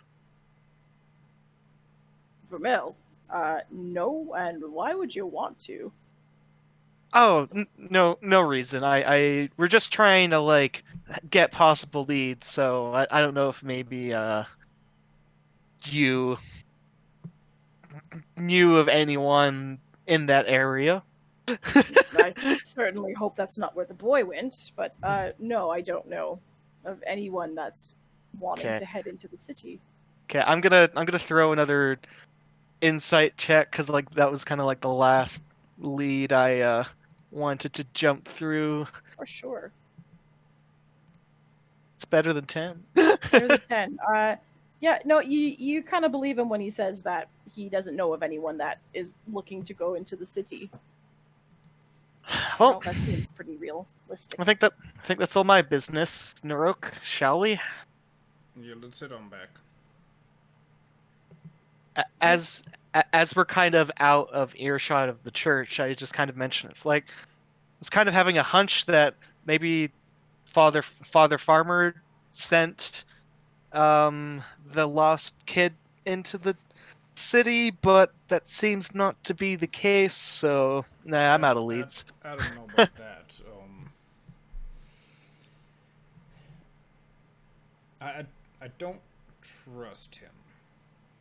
Like I definitely I don't trust our employer, but I also don't trust the farmer father. He's kind of creepy. I feel like he's hiding something, but it's not relative to the orc boy, so I don't know how much of it is our concern. It might be related to the orc boy. Now, if I had to wager a gander, and this is just off the top of my head, I get the feeling he probably sent the boy into the city. Sent the boy to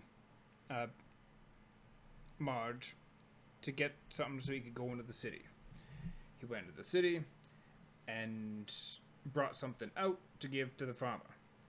The farmer was supposed to give him a cut. The farmer decided that he did not want to give boy cut and instead cut boy. That other boy's in his basement. Ooh.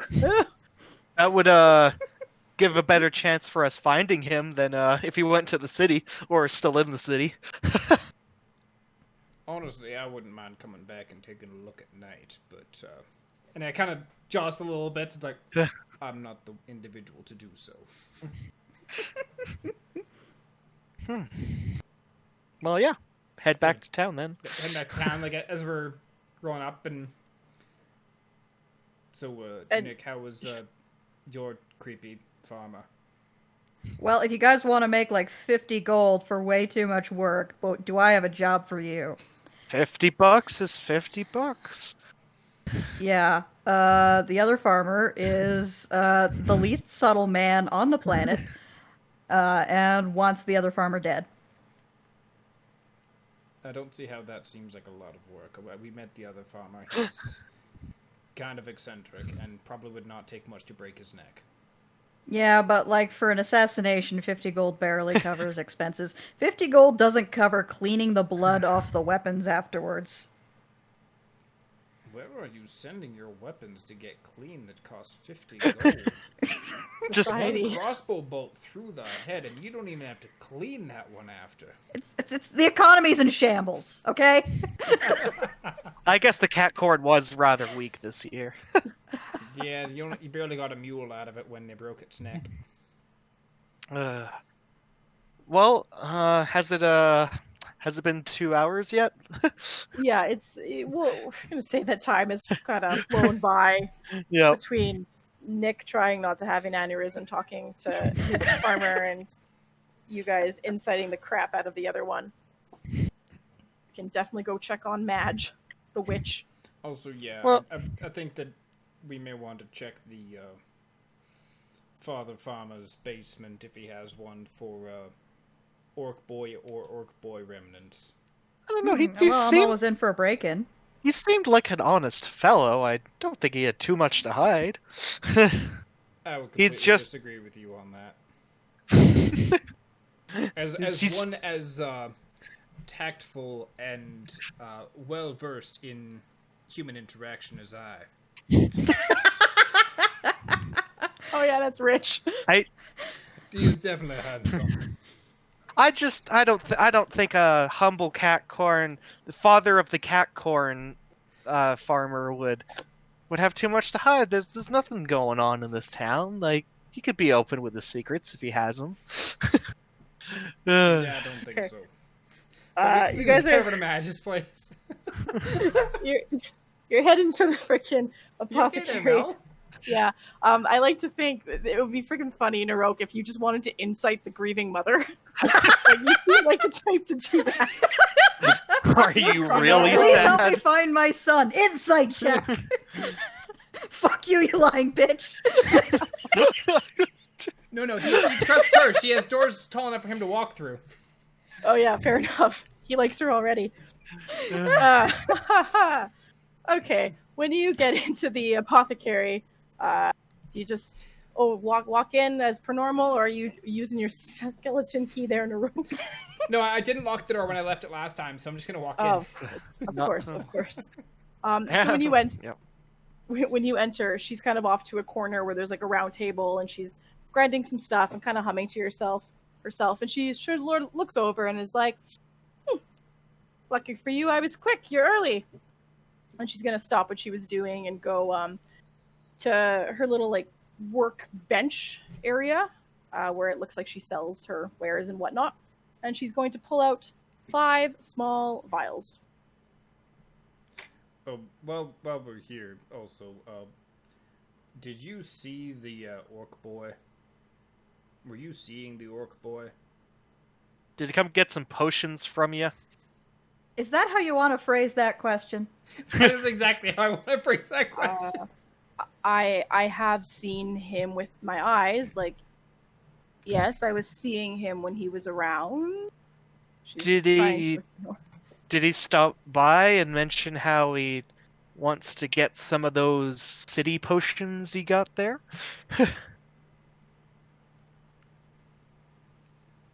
He may have talked to me about the job posting. Yes. Did you send him into the city? I told him it was a mistake for a boy of his prowess. Did he take a potion and go into the city? He did take a potion. I didn't see where he went with it. No. I would Well, Did he insight say check, but Yeah. Don't worry, I'm already on that one. It's just waiting for it to load. Yeah, 11. You believe her that he gave, kind of gave him a potion, and very well might be the reason the boy would go to the city, And because she put out a... and he's also it's like, did you give him any instructions or any hints as to where he should look? I may have talked about what I'm going to talk with you lovely people about, yes. Was there any, aside from the location you're sending us to, is there any other location that you had told him about?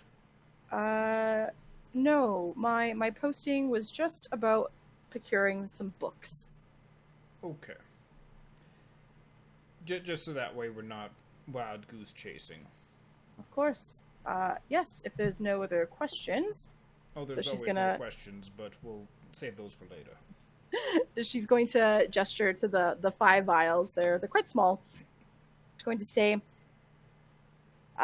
this is enough for a day, and then some, as you all seem to be so concerned. I would each of you take one, pour the contents under your tongue before you go. And then if you start to feel bad after a day for, maybe you get holed up somehow, then divide the remaining 2 bottles amongst yourselves. That's how so that it's Sophie's works. choice. That's fun. Or, just don't drink the whole bottle. Wait, You can so try that. Let me know what how are it goes. these? What are the? Before we put it in our mouths, what are these made out of? It's just a home, concoction. I don't part with my secrets easily. It's very safe. And even to show you, she will there's a kind of like a little vial that barely has anything off the side. You imagine it's just like remnants from when she's depositing in the vials, and she will tip it back under her tongue as like a sign of good faith. Oh! I don't think you were trying to poison us. I was just, I also like being interested in concoctions and that kind of stuff. So I was curious if you would be willing to share the secret. But I guess you get a lot of business being one of the few ways into the city. So I would hate to take that away from you. I can appreciate that. Probably the smartest thing you've said to me. She thinks back to What? the drugs. So, what are we looking for? You're looking for books, intact books. There was a scholar.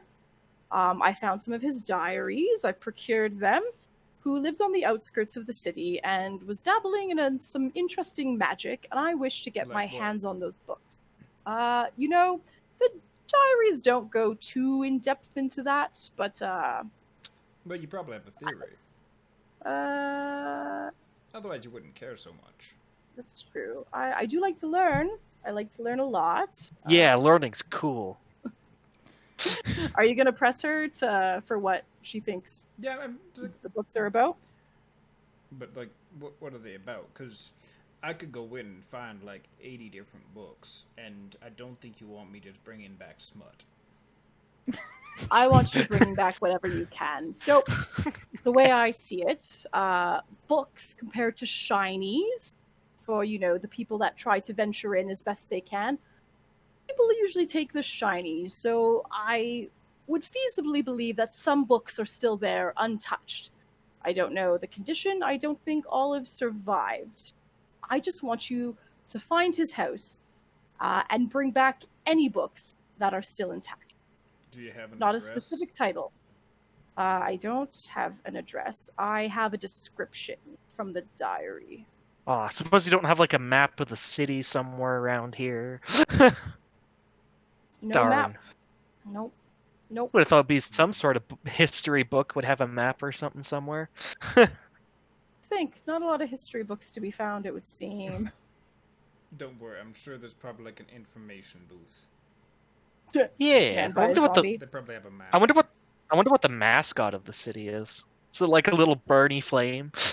At this point, it's probably zombies. Fire zombies. Don't set them on fire. Not yet.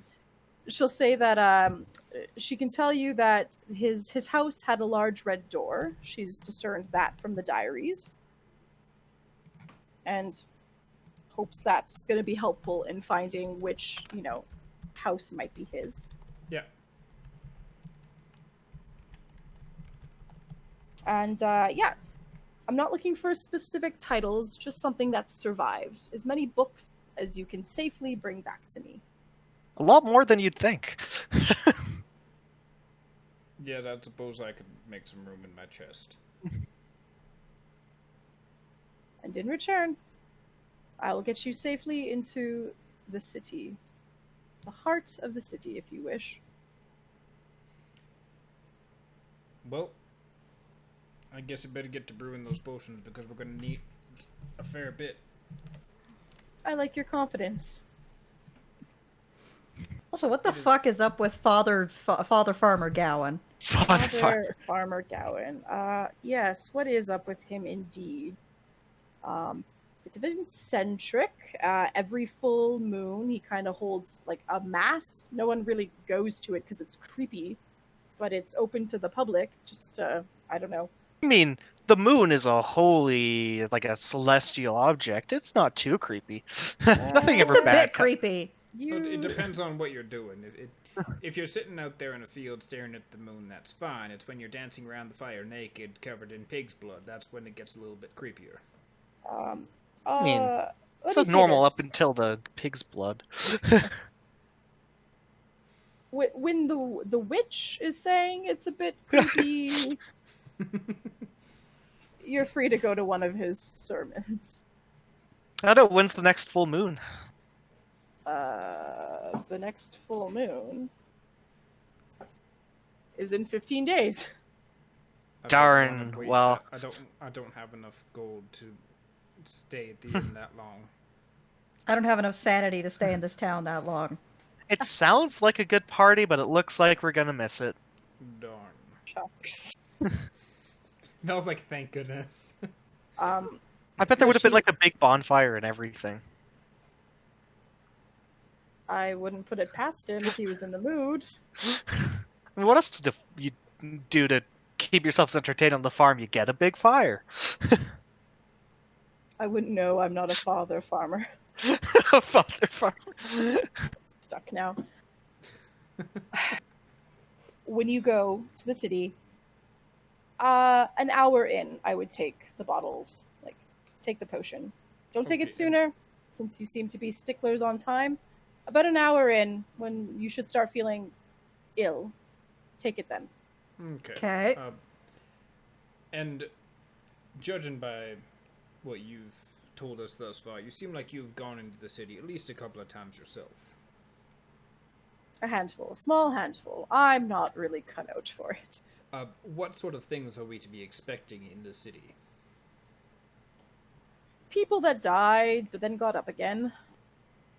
They Typical got undead. They're very Get up slow. again. How populated was the city before, you know, The thing bombs? happened? Right, you're new. Whatever that means. Well, there's a reason why I don't think you should go to the heart of the city, and I'm just sending you to the outskirts a half days in. I It will feel be like fine. I'm being very reasonable for your safety, and you guys are, I don't know, have weird friends. Weird We've friend met. with a lot of money. We haven't even told you about the weird nighttime road gambler yet. Yeah, we did. What now? Yeah, we did. The boss. That was where the box came box. from. Oh yeah, I kind of tell The guy who everyone sold that. you a pig and a poke.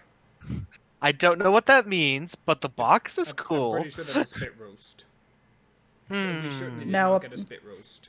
No, a pig and a poke is where you've got a bag and you tell someone that there is a very, very valuable piglet in the bag, and that you will sell it to them for a very, very steeply discounted price.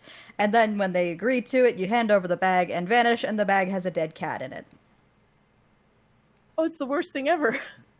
Well, I don't hear anything meowing in the box, so I think we're You safe. have It's been a shaking figurative dead cat. You have been shaking that box a fair bit, so if there is a cat in there, it is most certainly not alive Wait. anymore. Is the cat dead or is it alive? Yes. Do you have questions for me? I mean, So we're looking I could for think. books and walk until Books. we feel ill and take a potion. Correct? Yeah. Correct.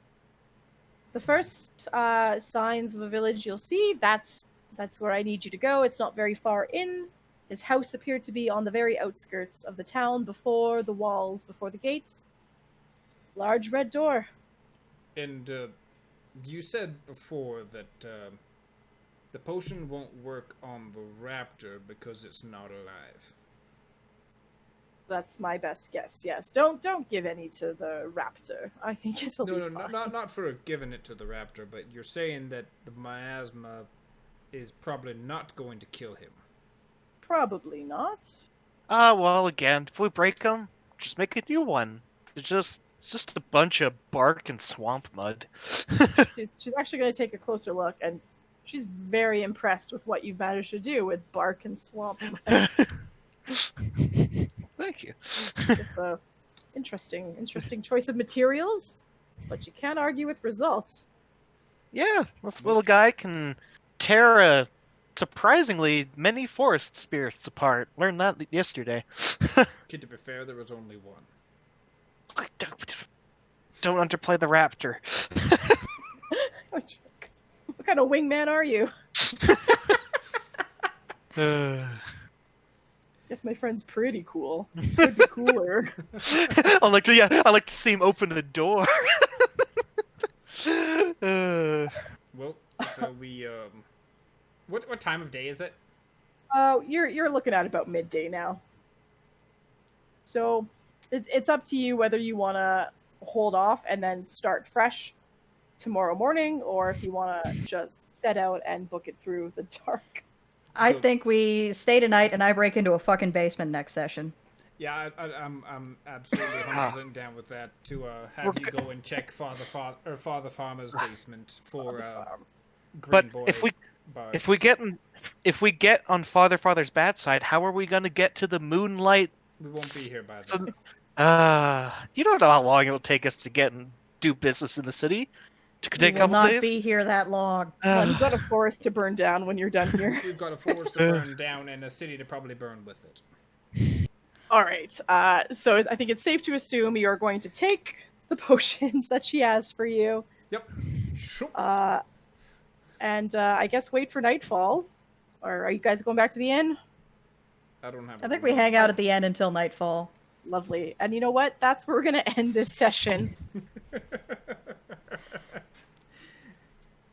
This has been very, very... You've basically helped me make a character. Wait, what? This is nuts. Father Farmer was not supposed to be a character, essentially. Oh, okay. I keep saying father instead of farmer. Now it's Father Farmer, and oh man.